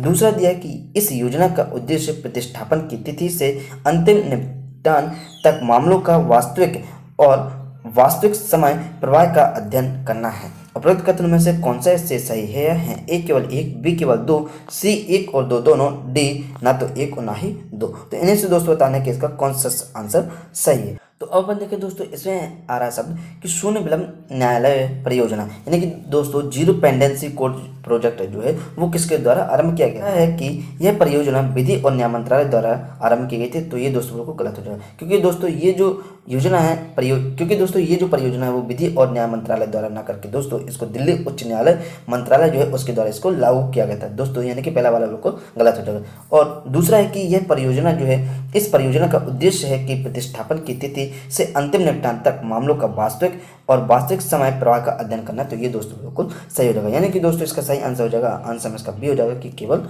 2 सही है दोस्तों। अब बन जाते हैं दोस्तों question number next. Question number 23 है कि में से किसे भारत में स्थायी कार्यकारी माना जा सकता है? पहला महान्यायवादी, दूसरा वित्त सचिव, तीसरा प्रधानमंत्री। नीचे दिए गए कोड का प्रयोग कर सही उत्तर चुनिए। दिया है कि 1, 2 और 3, बी केवल 2, सी केवल 2 और 3, डी केवल 1 और 3। तो इनमें से दोस्तों बताने कि कौन सी स्थायी कार्यकारी जो सदस्य है वो किसको माना जाता है दोस्तों। पहला जो दिया है कि महान्यायवादी है दोस्तों, ये बिल्कुल गलत है दोस्तों, क्योंकि जैसे मंत्रिपरिषद जो होती है दोस्तों यदि वो भंग हो जाती है तो दोस्तों महान्यायवादी को भी अपने पद से इस्तीफा देना पड़ता है दोस्तों, यानी कि पहला वाला तो बिल्कुल गलत हो जाएगा। और दोस्तों जो इसमें दूसरा दिया है कि वित्त सचिव जो है वो स्थायी कार्यकारी माना जाता है, तो ये दोस्तों बिल्कुल सही हो जाएगा दोस्तों, क्योंकि जो वित्त सचिव है दोस्तों वो एक जो लोक सेवा आयोग होते हैं दोस्तों वो उसके सदस्य होते हैं। और दोस्तों जो लोक सेवा आयोग के जो सदस्य होते हैं वो दोस्तों एक स्थायी कार्यकारी होते हैं। हालांकि उनका यदि नाम है तो वो दोस्तों चेंज किया जा सकता है, लेकिन उनको जो है अस्थायी कार्यकारी के रूप में उनको संदर्भित नहीं किया जा सकता, यानी कि दोस्तों वो एक स्थायी कार्यकारी हैं दोस्तों। तो इसका दूसरा तो बिल्कुल सही हो जाएगा दोस्तों। और तीसरा दिया है कि प्रधानमंत्री दोस्तों, तो ये भी बिल्कुल गलत हो जाएगा दोस्तों, क्योंकि प्रधानमंत्री तुरंत ही इस्तीफा दे देंगे जैसे ही यदि अविश्वास प्रस्ताव यदि पारित होता है तो दोस्तों प्रधानमंत्री अपने आप इस्तीफा दे देंगे और जो उनकी कार्यकारी है वो दोस्तों भंग हो जाएगी, यानी कि वो अस्थायी कार्यकारी कहलाए दोस्तों। यानी कि दोस्तों इसका सही आंसर हो जाएगा, आंसर में इसका भी हो जाएगा कि केवल 2 इसका सही आंसर है दोस्तों। अब अपन जाते हैं दोस्तों question number next, question number 24 है कि सहकारिता शब्द संविधान के निम्नलिखित में से किस भाग या किन भागों में पाया जा सकता है। पहला दिया है पहला भाग 3, दूसरा भाग 4, तीसरा भाग 9 के बी में। तो नीचे दिए गए कोड का प्रयोग कर सही उत्तर चुनिए। ए केवल 1, बी केवल 2, सी केवल 1 और 3, डी 1, 2 और 3। तो इन्हें से दोस्तों बताना है कि इसका कौन सा आंसर दोस्तों सही है। तो अब अपन देखिए दोस्तों कि इसमें आ रहा है शब्द कि सहकारिता शब्द। तो दोस्तों सहकारिता जो शब्द है वो भाग 3 यानी कि जो मौलिक अधिकार है दोस्तों उसमें आ रहा है। जो भाग 4 है यानी कि राज्य के नीति निर्देशक के तत्व जो है दोस्तों उसमें भी आ रहा है दोस्तों। और जो भाग 9 है दोस्तों, भाग 9 के बी में, तो ये भी दोस्तों बिल्कुल सही हो जाएगा, यानी कि दोस्तों इसका सही आंसर हो जाएगा, आंसर में इसका डी हो जाएगा कि 1, 2 और 3 हो जाएगा दोस्तों। और इसमें दोस्तों होता क्या है कि इसका जो मुख्य उद्देश्य होता है वो सहकारी समितियों की आर्थिक गतिविधियों को प्रोत्साहित करना होता है और यह बदले में ग्रामीण भारत की प्रगति में भी सहायक होता है दोस्तों। इसलिए ये जो सहकारिता शब्द है दोस्तों वो लाया गया था दोस्तों। अब हम चलते हैं question number next, question number 25 है कि जिला न्यायाधीश की क्षेत्र अधिकारी शक्ति के संदर्भ में निम्नलिखित कथनों पर विचार कीजिए। पहला दिया है कि यह सिविल के साथ साथ आपराधिक मामलों में मूल और अपीलीय क्षेत्र अधिकार रखता है। दूसरा दिया है कि उसके पास आजीवन कारावास और मृत्यु दंड सहित कोई भी दंड आरोपित करने की शक्ति है। उपरोक्त कथनों में से कौन सा सही है? ए केवल 1, बी केवल 2, सी 1 और 2 दोनों, डी ना तो 1 और ना ही 2। तो इन्हें से दोस्तों बताना कि इसका कौन सा आंसर दोस्तों सही। तो इसमें शब्द आ रहा है दोस्तों जिला न्यायाधीश के क्षेत्र अधिकार बताना दोस्तों। तो जो दोस्तों जिला न्यायाधीश जो होता है वो जिले का सर्वोच्च न्यायिक अधिकारी होता है दोस्तों, पहली बात। और दूसरा है कि उनके पास सभी अधिकार होते हैं दोनों प्रकार के, यानी कि वो फौजदारी मामले भी सुन सकते हैं और वो दीवानी मामले भी सुन सकते हैं, यानी कि सिविल के साथ साथ वो आपराधिक मामले में मूल और अपीलीय क्षेत्र अधिकार रखता है। तो दोस्तों पहला बिल्कुल सही हो जाएगा। तो जो दूसरा है कि उसके पास आजीवन कारावास और मृत्यु दंड सहित कोई भी दंड आरोपित करने की शक्ति है, तो दोस्तों ये बिल्कुल सही हो जाएगा दोस्तों। हालांकि जो मृत्यु दंड है दोस्तों वो तभी देते हैं जब वो उच्चतम न्यायालय द्वारा इसकी पुष्टि करवा लेते हैं कि उस व्यक्ति को हम दे रहे हैं मृत्यु दंड। भले दोस्तों उस व्यक्ति के खिलाफ कोई अपील ना की गई है कि मृत्यु दंड जो है वो उसके खिलाफ जो अपील की गई हो या ना की गई, तब भी उच्च न्यायालय जो है दोस्तों उसमें अपील की जाती है कि हम इस व्यक्ति को मृत्यु दंड दे रहे हैं, तो ये क्या सही है या सही नहीं है दोस्तों। तो यानी कि दोस्तों इसका सही आंसर हो जाएगा, आंसर में इसका सी हो जाएगा कि 1 और 2 दोनों सही है। तो अब बन जाते हैं दोस्तों question number next, question number 26 है कि निम्नलिखित युगों पर विचार कीजिए। एक तरफ दिया है अधिनियम, दूसरी तरफ दिया है प्रावधान या विशेषता। पहला दिया है कि भारतीय परिषद अधिनियम 1861 जो है वो प्रावधान करता है कि अप्रत्यक्ष चुनाव का तत्व जो है वो प्रचलित किया गया है। दूसरा है कि भारतीय परिषद अधिनियम 1892 विधान परिषद को बजट पर चर्चा करने की शक्ति दी गई है। तीसरा है 1853 का चार्टर अधिनियम जो है वो प्रावधान करता है कि सिविल सेवकों की भर्ती के लिए खुली प्रतियोगिता प्रणाली का सूत्रपात करना। तो दोस्तों उपरोक्त कथन में से कौन सा इससे सही सम्मिलित है या है? ए केवल 1 और 2, बी केवल 2 और 3, सी केवल 1 और 3, डी 1, 2 और 3। तो इनमें से दोस्तों बताने कि इसका कौन सा आंसर सही है। तो अब अपन देखिए दोस्तों जो इसमें पहला आ रहा है कि 1800 जो पहला दिया है कि भारतीय परिषद अधिनियम 1861 है उसमें अप्रत्यक्ष चुनाव का तत्व जो है वो प्रचलित किया गया है दोस्तों। तो ये दोस्तों को गलत हो जाएगा दोस्तों, क्योंकि जो 1861 है दोस्तों इसमें ना करके 1892 में ये कहा गया कि अप्रत्यक्ष चुनाव का तत्व जो है वो प्रचलित किया गया था दोस्तों। और जो दूसरा है कि भारतीय परिषद अधिनियम 1892 में विधान परिषद को बजट पर चर्चा करने की शक्ति है दोस्तों। तो ये दोस्तों बिल्कुल सही है। और तीसरा है कि 1853 का जो चार्टर अधिनियम है वो सिविल सेवकों की भर्ती के लिए खुली प्रतियोगिता प्रणाली का सूत्रपात किया है उसमें। तो दोस्तों ये भी बिल्कुल सही हो जाएगा दोस्तों। यानी कि दोस्तों 1892 में है कि अप्रत्यक्ष चुनाव और विधान परिषद यानी कि दोनों के बारे में दोस्तों कहा गया है। यानी कि दोस्तों इसका सही आंसर हो जाएगा, आंसर में इसका बी हो जाएगा कि केवल 2 और 3 सही है। अब अपन चलते हैं दोस्तों question number next. Question number 27 है कि 1947 में संविधान सभा द्वारा अपनाए गए उद्देश्य प्रस्ताव के संदर्भ में निम्नलिखित कथनों पर विचार कीजिए। पहला दिया है कि इसने भारत को स्वतंत्र संप्रभु समाजवादी गणराज्य घोषित किया है।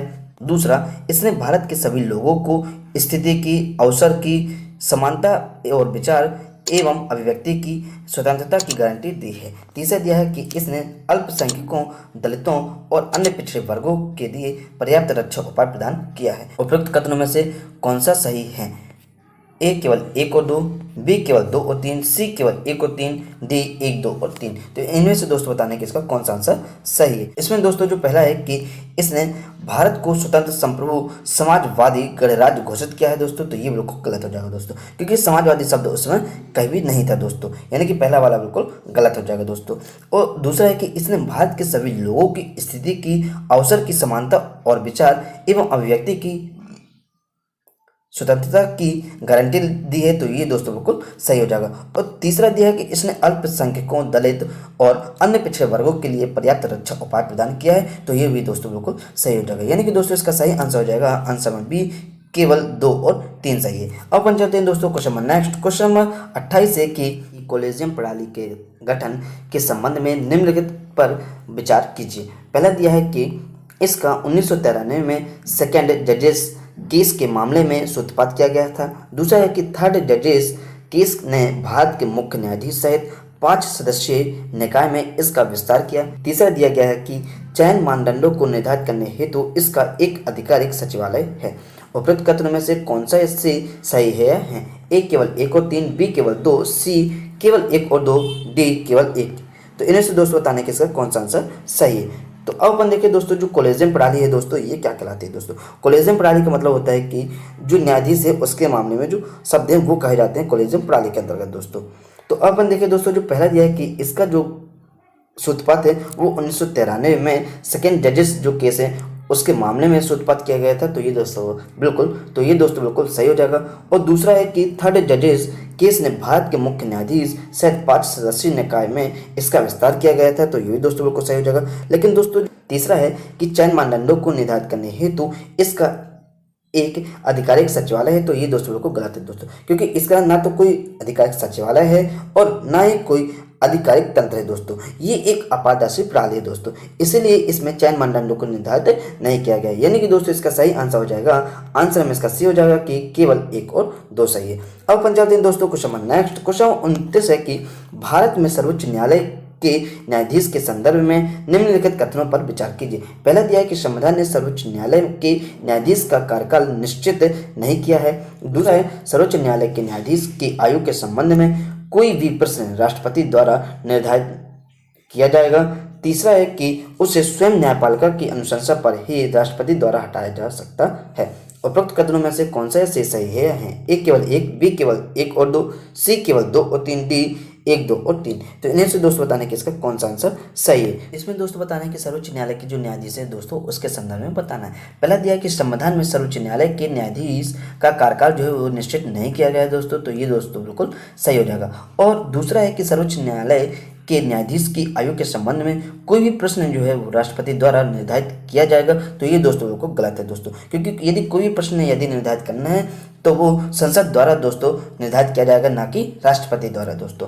तीसरा, उसे स्वयं न्यायपालिका की अनुशंसा पर ही राष्ट्रपति द्वारा हटाया जा सकता है, तो ये दोस्तों बिल्कुल गलत है दोस्तों, क्योंकि उसको स्वयं न्यायपालिका की अनुशंसा ना करके दोस्तों जो यदि संसद अनुशंसा करती तो उनको हटाया जा सकता है दोस्तों। यानी कि दोस्तों इसका सही आंसर हो जाएगा, आंसर में इसका ये हो जाएगा कि केवल 1 हो जाएगा दोस्तों। अब अपन चलते हैं question number next. Question number 30 है कि मानव अधिकारों की सार्वभौमिक घोषणा से भारत के संविधान में निम्नलिखित में से किन मूलभूत विशेषताओं को सम्मिलित किया गया है? पहला मौलिक अधिकार, दूसरा मूल कर्तव्य, तीसरा राज्य की नीति के निर्देशक तत्व। नीचे दिए गए कोड का प्रयोग कर सही उत्तर चुनिए। ए केवल 1, बी केवल 3, सी केवल 1 और 3, डी 1, 2 और 3। तो इन्हें से दोस्तों बताने कि इसका कौन सा आंसर दोस्तों सही है। तो अब अपन देखिए दोस्तों, कि जो सार्वभौमिक घोषणा है दोस्तों मानव अधिकार की, तो उसके संदर्भ में बताना है। तो दोस्तों जो पहला दिया है कि मौलिक अधिकार में बताया गया है दोस्तों, तो ये बिल्कुल सही है दोस्तों। और जो दूसरा है कि मूल कर्तव्य है, तो दोस्तों ये बिल्कुल गलत है दोस्तों, क्योंकि इसमें मानव अधिकारों की जो सार्वभौमिक घोषणा है दोस्तों उसके बारे में ना बताया गया दोस्तों। इसमें मानव के स्वयं के जो कर्तव्य है वो बताया गया कि मानव को ये कर्तव्य करने चाहिए दोस्तों, और यानी कि दूसरा बिल्कुल गलत हो जाएगा। तीसरा है कि राज्य की नीति के निर्देशक तत्व, तो दोस्तों ये भी बिल्कुल सही है दोस्तों, क्योंकि जो राज्य होगा यदि वो कोई भी नीति बनाते हैं तो इसमें जो राज्य की नीति के निर्देशक जो तत्व हैं उसको ध्यान में रखते हुए जो मानव के अधिकार है उसके किसी भी प्रकार से ठेस न पहुंचे, उन्हीं के आधार पर कोई भी नीति या कोई भी नियम बनाया जाएगा। यानी कि दोस्तों इसका सही आंसर हो जाएगा, आंसर में इसका सी हो जाएगा कि केवल 1 और 3 सही है दोस्तों। अब अपन चलते हैं question number next. Question number 31 से कि निम्नलिखित कथनों पर विचार कीजिए। पहला दिया कि उच्च न्यायालयों की न्यायिक समीक्षा की शक्ति जो है केवल राज्य सरकार तक विस्तृत है, न कि केंद्र सरकार तक। दूसरा दिया कि न्यायिक समीक्षा का संविधान के अनुच्छेद जो है 32 और अनुच्छेद 226 के अंतर्गत उल्लेख किया गया। तीसरा है कि 42वें संविधान संशोधन अधिनियम जो हुआ था 1976 में ने उच्च न्यायालय की न्यायिक समीक्षा शक्ति को कम कर दिया गया था दोस्तों। तो इनमें से दोस्तों बताना है उपरोक्त कथन में से कौन सा ऐसे सही है या है। ए केवल 1 और 2, बी केवल 2, सी केवल 3 और डी दिया है कि 1, 2 और 3। तो इनमें से दोस्तों बताने कि इसका कौन सा आंसर दोस्तों सही है। तो अब अपन देखिए दोस्तों कि जो पहला दिया है कि उच्च न्यायालय की न्यायिक समीक्षा की शक्ति केवल राज्य सरकार तक विस्तृत है, न कि केंद्र सरकार तक। तो ये दोस्तों बिल्कुल गलत हो जाएगी दोस्तों, क्योंकि जो उच्च न्यायालय की जो न्यायिक समीक्षा है दोस्तों वो दोनों पास है, केंद्र सरकार और राज्य सरकार। तो दोस्तों पहला बिल्कुल गलत हो जाएगा। दूसरा है कि न्यायिक समीक्षा का संविधान के अनुच्छेद 32 और अनुच्छेद 226 के अंतर्गत उल्लेख किया गया है। तो ये दोस्तों बिल्कुल गलत हो जाएगा दोस्तों, क्योंकि अनुच्छेद 32 ना हो कि दोस्तों इसमें अनुच्छेद 13 है और अनुच्छेद 226 भी दोस्तों, यानी कि दूसरा जो है वो बिल्कुल गलत हो जाएगा। और दोस्तों जो इसमें तीसरा दिया है कि 42वें संशोधन अधिनियम 1976 ने उच्च न्यायालय की न्यायिक समीक्षा शक्ति को कम कर दिया गया था। तो ये दोस्तों बिल्कुल सही है दोस्तों। हालांकि फिर जो 43वां संविधान संशोधन हुआ था दोस्तों 1977 में जो हुआ था दोस्तों, उसमें जो उनकी जो शक्तियां थी उनको फिर से जो कर दिया गया था दोस्तों। यानी कि दोस्तों इसका सही आंसर हो जाएगा, आंसर नंबर इसका सी हो जाएगा कि केवल 3 हो जाएगा दोस्तों। अब अपन चलते हैं question number next. Question number 32 है कि भारतीय संविधान की प्रस्तावना के संदर्भ में निम्नलिखित कथनों पर विचार कीजिए। पहला दिया है कि यह न्यायालय में परिवर्तनीय नहीं है। दूसरा दिया है कि यह विधायिका की शक्ति का स्रोत होने के साथ ही विधायिका की शक्ति पर प्रतिबंध भी है। उपरोक्त कथनों में से कौन सा से सही है। ए केवल 1, बी केवल 2, सी 1 और 2 दोनों, डी ना तो 1 और ना ही 2। तो इन्हीं से दोस्तों बताना है कि इसका कौन सा आंसर सही है दोस्तों। अपन देखें दोस्तों जो भारत संविधान की जो प्रस्तावना है दोस्तों उसके संदर्भ में बताना है। पहला दिया है कि यह न्यायालय में परिवर्तनीय नहीं है दोस्तों, तो ये दोस्तों बिल्कुल सही हो जाएगा, क्योंकि दोस्तों ये जो प्रस्तावना वो एक गैर न्यायिक है, इसलिए इसको किसी भी तरह से न्यायालय में चुनौती नहीं दी जा सकती है दोस्तों। और दोस्तों जो दूसरा है कि यह जो विधायिका की शक्ति का स्रोत होने के साथ ही विधायिका की शक्ति पर प्रतिबंध लगाता है दोस्तों, तो ये बिल्कुल गलत हो जाएगा दोस्तों, क्योंकि प्रस्तावना न तो विधायिका की शक्ति का स्रोत है और न ही विधायिका की जो शक्ति है उसमें प्रतिबंध लगाता है दोस्तों। यानी कि दोस्तों इसका सही आंसर हो जाएगा, आंसर नंबर इसका ए हो जाएगा कि केवल 1 हो जाएगा दोस्तों। अब अपन चलते हैं दोस्तों question number next. Question number 33 है कि हाल ही में सुर्खियों में रहा ग्रैंड इथोपियन रेनेसांस डैम जो है वो इथोपियन के अतिरिक्त निम्नलिखित में से किन 2 देशों के मध्य विवाद का विषय बन गया। ए सूडान और सोमालिया, बी मिस्र और सूडान, सी इरिट्रिया और मिस्र, डी मिस्र और सोमालिया। तो इन्हें से दोस्तों बताने कि इसका कौन सा आंसर सही है। अब अपन देखिए दोस्तों ग्रैंड इथोपियन रेनेसांस डैम जो है इसके संदर्भ में बताना है कि किन 2 देशों के मध्य ये जो विवाद बना रहा है दोस्तों। तो इसमें दोस्तों सूडान और सोमालिया दोस्तों ये बिल्कुल गलत हो जाएगा। बी जो है मिस्र और सूडान है ये दोस्तों बिल्कुल सही हो जाएगा दोस्तों, क्योंकि मिस्र और सूडान जो दोस्तों हैं इन्हीं दोनों के बीच में ये जो है ग्रैंड इथोपियन जो है ग्रैंड इथोपियन रेनेसांस डैम जो है वो इथोपिया में जो नील नदी है दोस्तों उस पर ये बांध का निर्माण किया जा रहा था। और दोस्तों उससे हो क्या रहा था कि जो मिस्र और सूडान है इन पर जो है पानी की कमी आ रही थी दोस्तों, क्योंकि जो बांध है बांध बनाने में दोस्तों पूरा पानी ये रोक कर रख रहा था, इसलिए आगे तक ये पानी नहीं जा पा रहा था। इसीलिए ये जो था विवाद दोस्तों मिस्र और सूडान के बीच में भी आ गया था दोस्तों। यानी कि इसका सही आंसर हो जाएगा दोस्तों, आंसर में बी हो जाएगा।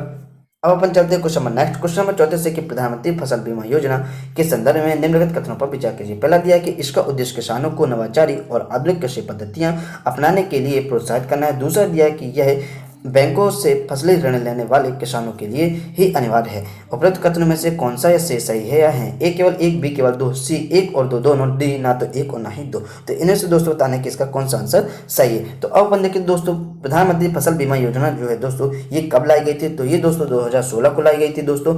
और जो इसका उद्देश्य है दोस्तों वो किसानों को नवाचारी और आधुनिक कृषि पद्धतियां अपनाने के लिए प्रोत्साहित करना, तो ये दोस्तों बिल्कुल सही हो जाएगा। और दोस्तों जो इसमें दूसरा दिया है कि यह बैंकों से फसली ऋण लेने वाले किसानों के लिए ही अनिवार्य है, तो दोस्तों तो ये दोस्तों बिल्कुल गलत हो जाएगा दोस्तों, क्योंकि ये अनिवार्य ना हो के दोस्तों ये एक ऐच्छिक है, या तो वो ले भी सकते हैं या नहीं भी ले सकते हैं दोस्तों ऋण। यानी कि दोस्तों इसका सही आंसर हो जाएगा, आंसर में इसका ये हो जाएगा कि केवल एक हो जाएगा। अब अपन चलते हैं क्वेश्चन नंबर नेक्स्ट क्वेश्चन कहते हैं कि निम्नलिखित में से कौन सा प्रधानमंत्री वय वंदना योजना का उद्देश्य है।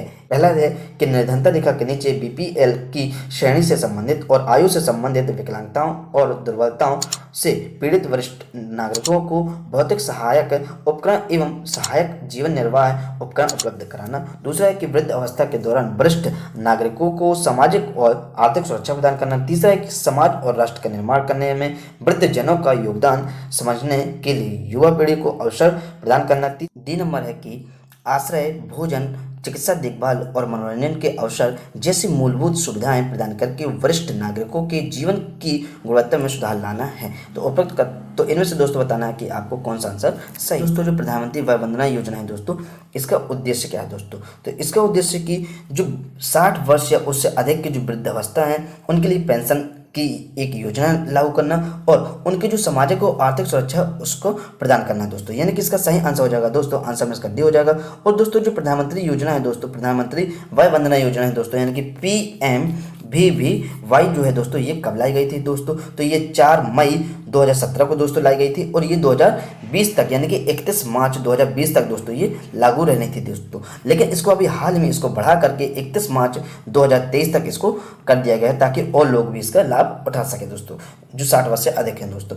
तो यानी कि दोस्तों इसका सही आंसर हो जाएगा आंसर में बी। और दोस्तों अब अपन देखिए इसमें जो पहला दिया है कि निर्धनता रेखा के नीचे बीपीएल की श्रेणी में संबंधित और आयु से संबंधित विकलांगताओं या दुर्बलताओं से पीड़ित वरिष्ठ नागरिकों को भौतिक सहायक उपकरण एवं सहायक जीवन निर्वाह उपकरण उपलब्ध कराना है दोस्तों। तो ये दोस्तों किस योजना में कहा गया था, तो ये दोस्तों राष्ट्रीय वयोश्री योजना जो है दोस्तों उसमें कहा गया था। और सी नंबर जो है इसमें समाज और राष्ट्र का निर्माण करने में वृद्ध जनों का जो योगदान समझने के लिए युवा पीढ़ी को अवसर प्रदान करना है दोस्तों। तो ये किस योजना में कहा गया था, तो ये दोस्तों वयोश्रेष्ठ सम्मान योजना जो है दोस्तों उसमें ये कहा गया था ताकि जो युवा पीढ़ी है वो ताकि दोस्तों जो युवा पीढ़ी है वो वृद्ध जनों को क्या करे, सम्मान दे, इसीलिए इसका नाम रखा गया था वयोश्रेष्ठ सम्मान योजना। तो जिसमें डी नंबर के आश्रय, भोजन, चिकित्सा देखभाल और मनोरंजन के अवसर जैसी मूलभूत सुविधाएं प्रदान करके वरिष्ठ नागरिकों के जीवन की गुणवत्ता में सुधार लाना है दोस्तों। तो ये दोस्तों बुजुर्ग व्यक्तियों के लिए एकीकृत कार्यक्रम यानी कि IPOP जो है योजना, इस कार्यक्रम के द्वारा ये कहा गया था दोस्तों। यानी कि दोस्तों आपको चारों इसके पता चल गए होंगे दोस्तों। अब अपन चलते हैं क्वेश्चन नेक्स्ट। क्वेश्चन नंबर 36 है कि नागरिकता संशोधन अधिनियम 2019 के संबंध में निम्नलिखित कथनों पर विचार कीजिए। पहला दिया है कि यह अवैध रूप से भारत में प्रवेश करने वाले सभी पड़ोसी देशों के अल्पसंख्यकों को भारतीय नागरिकता प्रदान करता है। दूसरा, यह प्रवासियों को पासपोर्ट भारत में प्रवेश अधिनियम 1920 के प्रतिकूल दंडात्मक परिणामों से छूट देता है। तीसरा, यह भारतीय नागरिकों का राष्ट्रीय रजिस्टर यानी कि NRIC बनाने का प्रावधान करता है। उपरोक्त कथनों में से कौन सा से सही है या है? ए केवल 1, बी केवल 1 और 2, सी केवल 2, डी 1, 2 और 3। तो इनमें से दोस्तों बताने के इसका कौन सा आंसर सही है। तो अब अपन देखें दोस्तों जो नागरिकता संशोधन अधिनियम 2019 हुआ था दोस्तों, इसमें क्या हुआ था दोस्तों कि पहला है कि यह अवैध रूप से भारत में प्रवेश करने वाले सभी पड़ोसी देशों के अल्पसंख्यकों को भारतीय नागरिकता प्रदान करेगा दोस्तों। तो ये बिल्कुल गलत है दोस्तों। सभी पड़ोसी देश ना होकर दोस्तों कुछ पड़ोसी देश जैसे कि अफगानिस्तान हो गया, पाकिस्तान और बांग्लादेश, जो यहाँ के दोस्तों हिंदू, सिख, बौद्ध, जैन और पारसी और ईसाई समुदाय हैं, उनको दोस्तों इसमें छूट दी गई थी दोस्तों। यानी कि पहला वाला बिल्कुल गलत हो जाएगा दोस्तों, यानी कि पहला वाला बिल्कुल गलत हो जाएगा दोस्तों। दूसरा है कि यह प्रवासियों को पासपोर्ट भारत में प्रवेश अधिनियम 1920 के प्रतिकूल दंडात्मक परिणामों में छूट देता है दोस्तों। तो ये दोस्तों बिल्कुल सही हो जाएगा दोस्तों। और तीसरा है कि यह भारतीय नागरिकों का राष्ट्रीय रजिस्टर बनाने का प्रावधान करता है दोस्तों। तो ये बिल्कुल गलत है दोस्तों, यानी कि इसका सही आंसर हो जाएगा, आंसर में इसका सही हो जाएगा कि केवल 2 इसका सही आंसर है दोस्तों। अब अपन चलते हैं दोस्तों question number next. Question number 37 है कि स्वर्ण सिंह समिति में निम्नलिखित मूल कर्तव्यों में से किन की अनुशंसा की थी? पहला, कर्तव्यों के गैर अनुपालन पर अर्थदंड या दंड। दूसरा कर चुकाने का कर्तव्य, तीसरा राज्य और राष्ट्रीय स्तर पर चुनावों में पात्र नागरिकों द्वारा अनिवार्य मतदान। नीचे दिए गए कोड का प्रयोग कर सही उत्तर चुनिए। ए केवल 1 और 2, बी केवल 1 और 3, सी केवल 2 और 3, डी 1, 2 और 3। तो इन्हें से दोस्तों बताना है कि इसका कौन सा आंसर सही है। तो अब अपन देखें दोस्तों जो स्वर्ण सिंह समिति है दोस्तों, इसके संदर्भ में बताना है। तो ये दोस्तों कब लाई गई थी? तो ये दोस्तों 1976 में लाई गई थी स्वर्ण सिंह समिति। और इसमें दोस्तों इनके द्वारा जो अनुशंसा की गई थी मूल कर्तव्यों की, तो वो दोस्तों टोटल 8 मूल कर्तव्यों की अनुशंसा की गई थी। उनमें से दोस्तों कुछ थी कि कर्तव्यों के गैर अनुपालन पर अर्थदंड या दंड का प्रावधान करना दोस्तों। दूसरा दिया कि कर चुकाने का कर्तव्य जो है मानव का प्रमुख कर्तव्य होगा दोस्तों, इसमें कहा गया था। तो यानी कि दूसरा बिल्कुल सही है दोस्तों। जो तीसरा है कि राज्यों के राष्ट्रीय स्तर के चुनाव में पात्र नागरिकों द्वारा अनिवार्य मतदान करना, तो ये दोस्तों को गलत है दोस्तों। यानी कि इसका सही आंसर हो जाएगा दोस्तों, आंसर में इसका ये हो जाएगा कि केवल 1 और 2 सही है दोस्तों। अब बन जाते हैं दोस्तों question number next. Question number 38 है कि निम्नलिखित में से कौन सी स्थिति किसी व्यक्ति को उच्च न्यायालय के न्यायाधीश के रूप में नियुक्त होने के लिए अर्ह बनाती है? ए पहला दिया है कि वह भारत का नागरिक हो। दूसरा, उसने 10 वर्षों तक भारत के राज्य क्षेत्र में कोई न्याय के पद धारण किया है। नीचे दिए गए कोड का प्रयोग कर सही उत्तर चुनिए। ए केवल 1, बी केवल 2, सी 1 और 2 दोनों, डी ना तो 1 और ना ही 2। तो इनमें से दोस्तों बताना है कि इसका कौन सा आंसर सही है। तो अब अपन देखिए दोस्तों, यदि किसी व्यक्ति को यदि उच्च न्यायालय का न्यायाधीश यदि बनाना है तो उसके लिए दोस्तों क्या क्या शर्तें होनी चाहिए। पहला जो है कि वह भारत का नागरिक होना चाहिए, ये दोस्तों बिल्कुल सही है। दूसरा है कि उसने 10 वर्षों तक भारत के राज्य क्षेत्र में कोई न्यायिक पद धारण किया गया हो, ये भी दोस्तों बिल्कुल सही है। और इसमें है कि यदि कोई व्यक्ति है वो यदि 10 वर्ष तक लगातार अधिवक्ता रहता है, तो ये भी दोस्तों उसकी शर्तें हैं। यानी कि दोस्तों इसका सही आंसर हो जाएगा, आंसर में इसका सी हो जाएगा कि 1 और 2 दोनों सही हो जाएगा। और दोस्तों जो उच्चतम न्यायालय के न्यायाधीश जो हैं उनके लिए दोस्तों कोई भी न्यूनतम आयु उसके लिए नहीं की गई। अब अपन जाते हैं question number next. Question number 39 है कि भारत में निवारक निरोध के संदर्भ में निम्नलिखित कथनों पर विचार कीजिए। पहला दिया कि भारत का संविधान स्पष्ट रूप से उपबंध करता है कि निवारक निरोध के अंतर्गत किसी भी व्यक्ति को किसी भी परिस्थिति में 6 माह से अधिक अवधि के लिए निरुद्ध नहीं रखा जा सकता है। दूसरा है कि निवारक निरोध के संबंध में विधायी शक्ति अनन्य रूप से संसद में निहित है।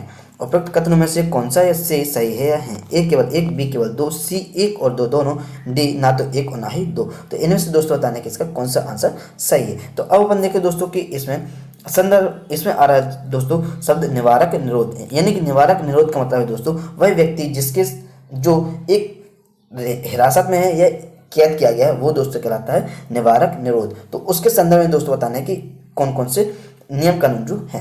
पहला दिया है कि भारत का संविधान स्पष्ट रूप से उपबंध करता है कि निवारक निरोध के अंतर्गत किसी भी व्यक्ति को किसी भी परिस्थिति में 6 माह से अधिक अवधि के लिए निरुद्ध नहीं रखा जा सकता है। तो ये दोस्तों को गलत है दोस्तों, क्योंकि 6 माह ना होकर दोस्तों इसमें 3 माह तक है दोस्तों, यानी कि पहला वाला बिल्कुल गलत हो जाएगा। और दोस्तों दूसरा है कि निवारक निरोध के संबंध में विधायी शक्ति अनन्य रूप से संसद में निहित है। तो ये दोस्तों को गलत हो जाएगा दोस्तों, क्योंकि अनन्य रूप से दोस्तों निहित ना होकर दोस्तों ये संसद और राज्य विधानमंडल दोनों के रूप में दोस्तों निहित है। यानी कि दोस्तों इसका सही आंसर हो जाएगा आंसर नंबर डी, ना तो 1 और ना ही 2। अब अपन जाते हैं question number next. Question number 40 है कि प्रधानमंत्री उज्ज्वला योजना के संदर्भ में निम्नलिखित कथनों पर विचार कीजिए। पहला दिया कि इसका उद्देश्य भोजन पकाने का स्वच्छ ईंधन उपलब्ध कराकर महिलाओं और बच्चों के स्वास्थ्य की सुरक्षा करना है। दूसरा है कि सामाजिक, आर्थिक और जातिगत जनगणना के आंकड़ों के आधार पर पहचाने गए बीपीएल परिवारों को ही कनेक्शन प्रदान किया जाएगा। उपरोक्त कथनों में से कौन सा इससे सही है? ए केवल 1, बी केवल 2, सी 1 और 2 दोनों, डी ना तो 1 और ना ही 2। तो इन्हें से दोस्तों बताने कि इसका कौन सा आंसर सही।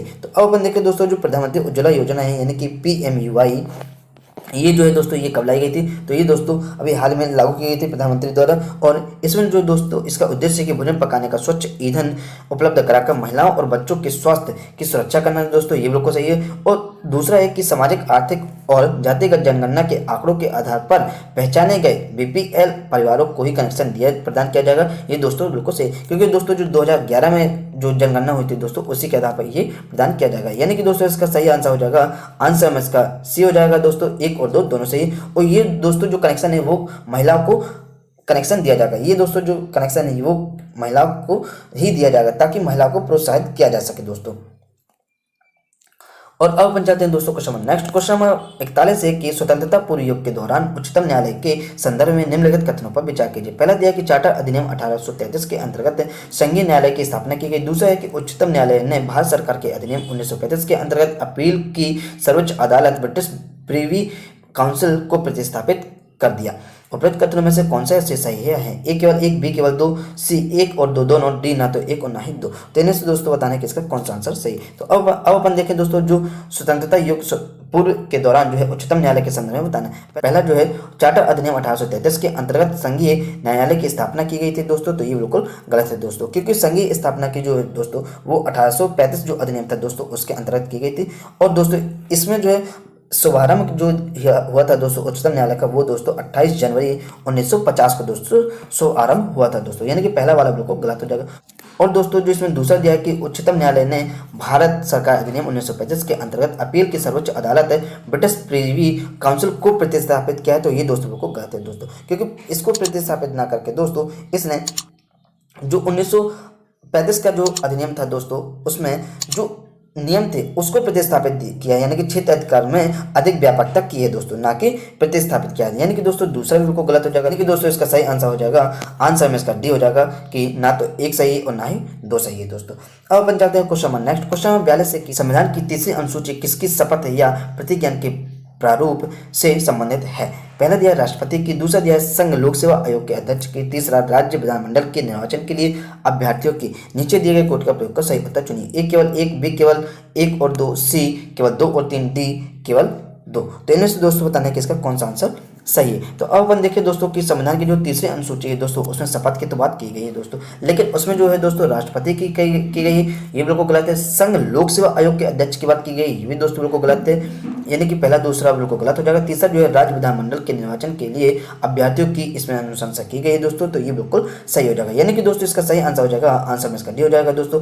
और दोस्तों जो तीसरी अनुसूची इसमें और भी शपथ की बात की गई, जैसे कि संघ के जो मंत्री हैं और राज्य के मंत्री हैं, उच्चतम न्यायालय के न्यायाधीश हैं और उच्च न्यायालय के न्यायाधीश हैं दोस्तों, इनके बारे में इसमें व्याख्या की गई है कि ये लोग शपथ लेंगे दोस्तों अनुसूची तीसरे के अंतर्गत। यानी कि दोस्तों इसका सही आंसर हो गया आंसर नंबर डी। अब अपन जाते हैं question number next. Question number 43 है कि भारतीय संविधान ने असम्मित संघवाद की अवधारणा को अपनाया है। संविधान के निम्नलिखित में से कौन से प्रावधान भारतीय राज्य के असममित संघीय चरित्र को दर्शाते हैं? पहला दिया है संघ की आपातकालीन शक्तियां, दूसरा दिया है कि राज्य के राज्यपाल की नियुक्ति, तीसरा दिया है स्वायत्त जिलों का निर्माण और चौथा दिया है कि अनुच्छेद 371। नीचे दिए गए कोड का प्रयोग कर सही उत्तर चुनिए। ए केवल 1 और 2, बी केवल 3, सी केवल 3 और 4, डी 1, 2 और 3। तो इन्हें से दोस्तों बताने कि इसका कौन सा आंसर सही है। अब इसमें शब्द आ रहा है दोस्तों असम्मित संघवाद। तो दोस्तों इसका मतलब क्या होता है? इसका मतलब होता है कि वह सरकार जो कुछ राज्यों को विशेष दर्जा प्रदान करने की अनुमति देती है और उन्हें विशेष शक्तियां भी प्रदान करती है दोस्तों, हालांकि जो अन्य राज्य हैं उनके पास वो शक्ति नहीं होंगी दोस्तों। यानी कि दोस्तों इसमें बताना है कि पहला जो है संघ की आपातकालीन शक्तियां हैं, तो ये दोस्तों बिल्कुल गलत हो जाएगा, क्योंकि दोस्तों जो संघ की आपातकालीन शक्तियां वो दोस्तों राष्ट्रपति जी के पास है, न कि वो एक राज्य के लिए विशेष शक्तियां हैं दोस्तों। और दूसरा जो दिया है कि राज्य के राज्यपाल की नियुक्तियां हैं दोस्तों, ये भी बिल्कुल गलत हो जाएगा दोस्तों, क्योंकि राज्यपाल जो है राज्य के राज्यपाल जो हैं दोस्तों उनकी नियुक्ति भी राष्ट्रपति के द्वारा की जाती है दोस्तों। और जो तीसरा है कि स्वायत्त जिलों का निर्माण करना है दोस्तों, ये बिल्कुल सही हो जाएगा। और जो तीसरा है कि अनुच्छेद 371 है दोस्तों, ये भी बिल्कुल सही हो जाएगा, क्योंकि दोस्तों 371 अनुच्छेद ही है जिसमें बहुत से कई राज्य जो हैं उनको विशेष दर्जा प्रदान किया गया है दोस्तों। जैसे कि अपन देखिए मेघालय हो गया, त्रिपुरा हो गया, असम हो गया, मिजोरम, इन सभी राज्यों में जो जनजातीय क्षेत्र हैं उनके प्रशासन के लिए स्वशासित जिले और स्वशासित प्रदेशों के गठन का उपबंध सम्मिलित है दोस्तों। यानी कि दोस्तों इसका सही आंसर हो जाएगा, आंसर में इसका सी हो जाएगा कि केवल 3 और 4 सही है। अब अपन चलते हैं question number next. Question number 44 है कि भारत शासन अधिनियम 1958 के संबंध में निम्नलिखित कथनों पर विचार कीजिए। पहले इसने एक नए पद भारत मंत्री यानी कि secretary of state for India का सृजन किया, जिसका भारतीय प्रशासन पर पूर्ण नियंत्रण था। दूसरा, इसने निदेशक मंडल यानी कि कोड ऑफ डायरेक्टर्स और नियंत्रण बोर्ड यानी कि बोर्ड ऑफ कंट्रोल को समाप्त कर द्वैत शासन की व्यवस्था का अंत कर दिया। तीसरा है कि इसने एक वाणिज्यिक निकाय के रूप में ईस्ट इंडिया कंपनी की गतिविधियों को भी समाप्त कर दिया था। तो उपरोक्त कथनों में से कौन सा इससे सही है? ए केवल 1 और 2, बी केवल 2 और 3, सी केवल 1 और 3, डी 1, 2 और 3। तो इन्हीं से दोस्तों बताने कि इसका कौन सा आंसर सही है। तो अब अपन देखें दोस्तों कि जो 1858 यानी कि दोस्तों जो 57 में जो विद्रोह हुआ था, सैनिक विद्रोह, उसमें ध्यान रखते हुए फिर 1858 जो है शासन जो है वो लाया गया था दोस्तों। और इसमें जो पहला दिया है कि इसने नए पद यानी कि भारत मंत्री secretary of state for India का सृजन किया, जिसका भारतीय प्रशासन पर पूर्ण नियंत्रण था दोस्तों, ये बिल्कुल सही हो जाएगा।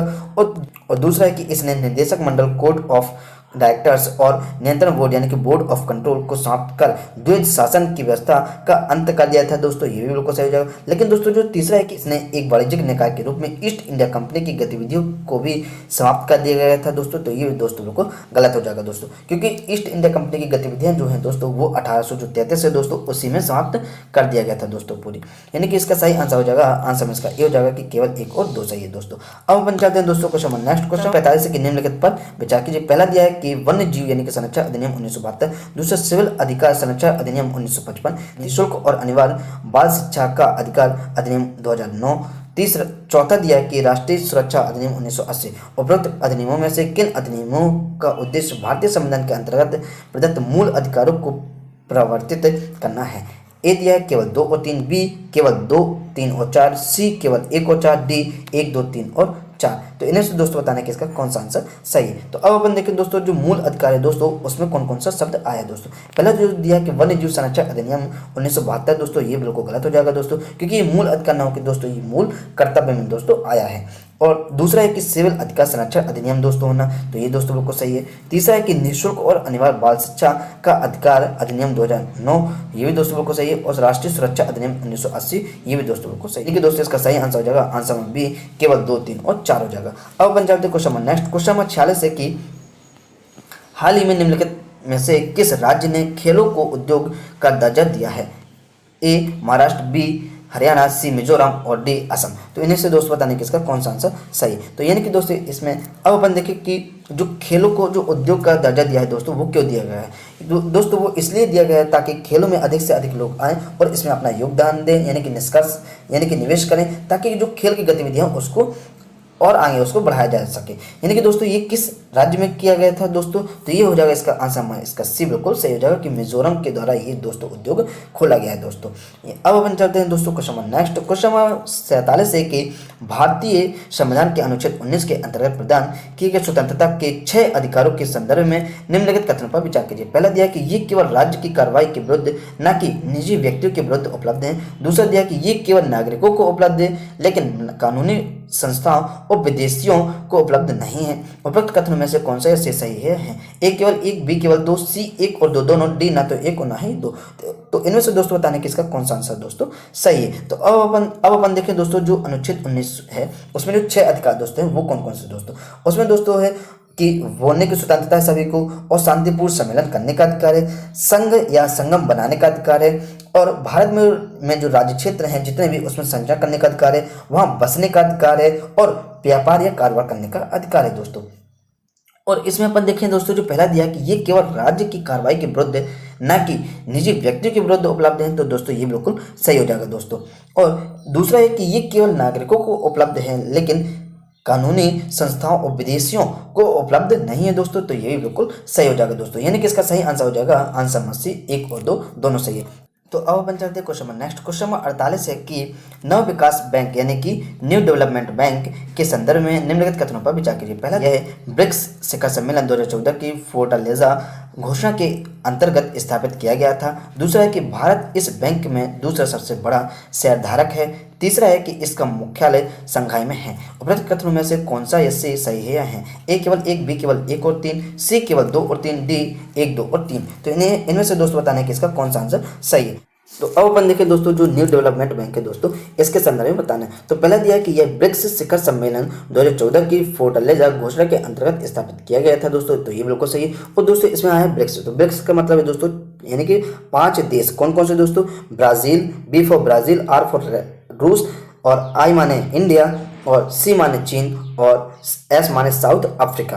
तो यानी कि इसके 5 देश हैं दोस्तों। दूसरा है कि भारत इस बैंक में दूसरा सबसे बड़ा शेयरधारक है दोस्तों, तो ये बिल्कुल गलत हो जाएगा दोस्तों, क्योंकि भारत जो है दूसरा सबसे बड़ा शेयरधारक है नहीं है दोस्तों। इसमें सभी लोग एक बराबर सहायता करते हैं दोस्तों। तीसरा है कि इसका मुख्यालय जो शंघाई में स्थित है दोस्तों, तो ये बिल्कुल सही है। यानी कि दोस्तों इसका सही आंसर हो जाएगा, आंसर में इसका बी हो जाएगा कि केवल 1 और 3 सही है। अब अपन चलते क्वेश्चन नेक्स्ट, क्वेश्चन 49 कुटुंब 49 है कि कुटुंब न्यायालय अधिनियम 1984 के संदर्भ में निम्नलिखित कथनों पर विचार कीजिए। पहला दिया है कि यह अधिनियम राज्य सरकारों के लिए 10 लाख से अधिक आबादी वाले प्रत्येक शहर या कस्बे में कुटुंब न्यायालय स्थापित करना अनिवार्य बनाता है। दूसरा है कि कुटुंब न्यायालय के निर्णय के विरुद्ध अपील जिला न्यायालय में की जा सकती है। उपरोक्त कथनों में से कौन सा इससे सही है? ए केवल 1, बी केवल 2, सी 1 और 2 दोनों, डी ना तो 1 और ना ही 2। तो इनमें से दोस्तों बताना है कि इसका कौन सा आंसर सही है। कुटुंब न्यायालय तो इसका मतलब होता है दोस्तों फैमिली कोर्ट, यानी कि दोस्तों इसमें वे केस आते हैं वो उनको दोस्तों तुरंत निपटा दिया जाता है। जो जैसे कि परिवार हो गया या विवाह हो गया, उसके जो मामले संबंधित होते हैं दोस्तों, उन विवादों को इसमें तुरंत ही सुलझा दिया जाता है और इसमें ज़्यादा दिन तक नहीं लगाया जाता दोस्तों। यानी कि दोस्तों इसमें पहला दिया है कि यह अधिनियम राज्य सरकारों के लिए 10 लाख से अधिक आबादी वाले प्रत्येक शहर और कस्बे में कुटुंब न्यायालय मतलब कि फैमिली कोर्ट स्थापित करना अनिवार्य है दोस्तों। ये बिल्कुल सही है दोस्तों। और दूसरा है कि कुटुंब न्यायालय के निर्णय के विरुद्ध अपील जो है वो जिला न्यायालय में की जा सकती है। तो ये दोस्तों बिल्कुल गलत है दोस्तों, क्योंकि कुटुंब न्यायालय में जो निर्णय हो जाता है दोस्तों वो जिला न्यायालय में उसमें अपील नहीं की जा सकती है। दोस्तों ये गलत है, क्योंकि दोस्तों जो कुटुंब न्यायालय है उसमें दोस्तों फैमिली कोर्ट है और वो दोस्तों किसी भी प्रकार से उसमें जो सरकार है उसका हस्तक्षेप इसमें नहीं होता है दोस्तों। यानी कि दोस्तों इसका सही आंसर हो जाएगा, आंसर में इसका ए हो जाएगा, केवल 1 हो जाएगा। अब अपन चलते हैं question number next. Question number 50 है इस वीडियो का ये लास्ट क्वेश्चन है कि संविधान के भाग 3 में मूल अधिकारों में निम्नलिखित संशोधनों पर विचार कीजिए। पहला, अनुच्छेद 31 के अंतर्गत मूल अधिकारों के रूप में संपत्ति का अधिकार निरसित करना यानी कि निरस्त करना। दूसरा है कि अनुच्छेद 16 के अंतर्गत पिछड़े वर्गों को शैक्षिक संसाधनों में आरक्षण प्रदान करना। तीसरा है कि अनुच्छेद 21 का के अंतर्गत निःशुल्क और अनिवार्य शिक्षा प्रदान करने का उपबंध करना। चौथा है कि मूल अधिकारों के उल्लंघन के आधार पर कानूनों को चुनौती दिए जाने से बचाने के लिए अनुच्छेद 31 खा को अंतः स्थापित करना। मूल अधिकारों में उपयुक्त संशोधनों को काल अनुक्रमित क्रम में व्यवस्थित कीजिए। ए नंबर दिया है कि 1 4 3 2, बी दिया है 4 1 3 2, सी दिया है 4 1 2 3 और डी दिया है 1 4 2 3। तो इनमें से दोस्तों बताना है कि इसका कौन सा आंसर दोस्तों इसका सही है। तो अब अपन देखें दोस्तों कि सबसे पहले जो संशोधन हुआ था वो दोस्तों हुआ था कि मूल अधिकारों के उल्लंघन के आधार पर कानूनों को चुनौती दिए जाने से बचाने के लिए अनुच्छेद 31 खा को अंतः स्थापित किया गया था। ये दोस्तों जो यानी कि ये दोस्तों कब लाया गया था? तो ये दोस्तों 1951 का जो प्रथम संशोधन हुआ था संवैधानिक, उसी में दोस्तों इसको लाया गया था दोस्तों। यानी कि पहले तो 4 नंबर आएगा, यानी कि दोस्तों ए नंबर और डी नंबर कैंसिल हो जाएगा। और फिर उसके बाद दोस्तों अपन देखेंगे तो अनुच्छेद जो 31 के अंतर्गत मूल अधिकारों के रूप में संपत्ति के अधिकार को निरस्त कर दिया गया था दोस्तों। संपत्ति के अधिकार को निरस्त कर दिया गया था दोस्तों। यानी कि फिर 1 नंबर आ जाएगा जो कि बी और सी दोनों में दोस्तों। और फिर उसके बाद दोस्तों कौन सा आया था? उसके बाद आया था दोस्तों अनुच्छेद 21 के अंतर्गत निःशुल्क और अनिवार्य शिक्षा प्रदान करने का जो उपबंध है दोस्तों वो लाया गया था। और ये दोस्तों 2002 में 86वें संविधान संशोधन में लाया गया था दोस्तों। और जो लास्ट में है दोस्तों वो जो अनुच्छेद 16 के अंतर्गत पिछड़े वर्गों को शैक्षिक संस्थानों में आरक्षण प्रदान करना दोस्तों, ये लाया गया था दोस्तों 2005 में। 93 जो संविधान संशोधन हुआ था दोस्तों उसमें ये लाया गया था।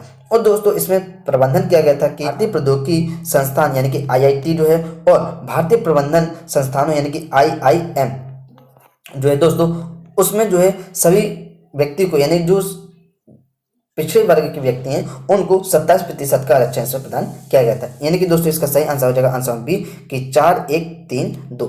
दोस्तों यदि ये वीडियो आपको अच्छी लगी हो तो इस वीडियो को लाइक करें, अपने दोस्तों के साथ शेयर करें और हमारे चैनल पर यदि आप नए हैं तो हमारे चैनल को सब्सक्राइब जरूर कर लें और प्रेस आई बेल बटन जो है उसको जरूर दबाएं दोस्तों, ताकि हर वीडियो को आपको नोटिफिकेशन मिलती रहे। तो चलिए दोस्तों अब मिलते हैं अपन नेक्स्ट वीडियो में। जब तक के लिए जय हिंद जय भारत। अपना ध्यान रखिए, घर पर रहिए और सुरक्षित रहिए।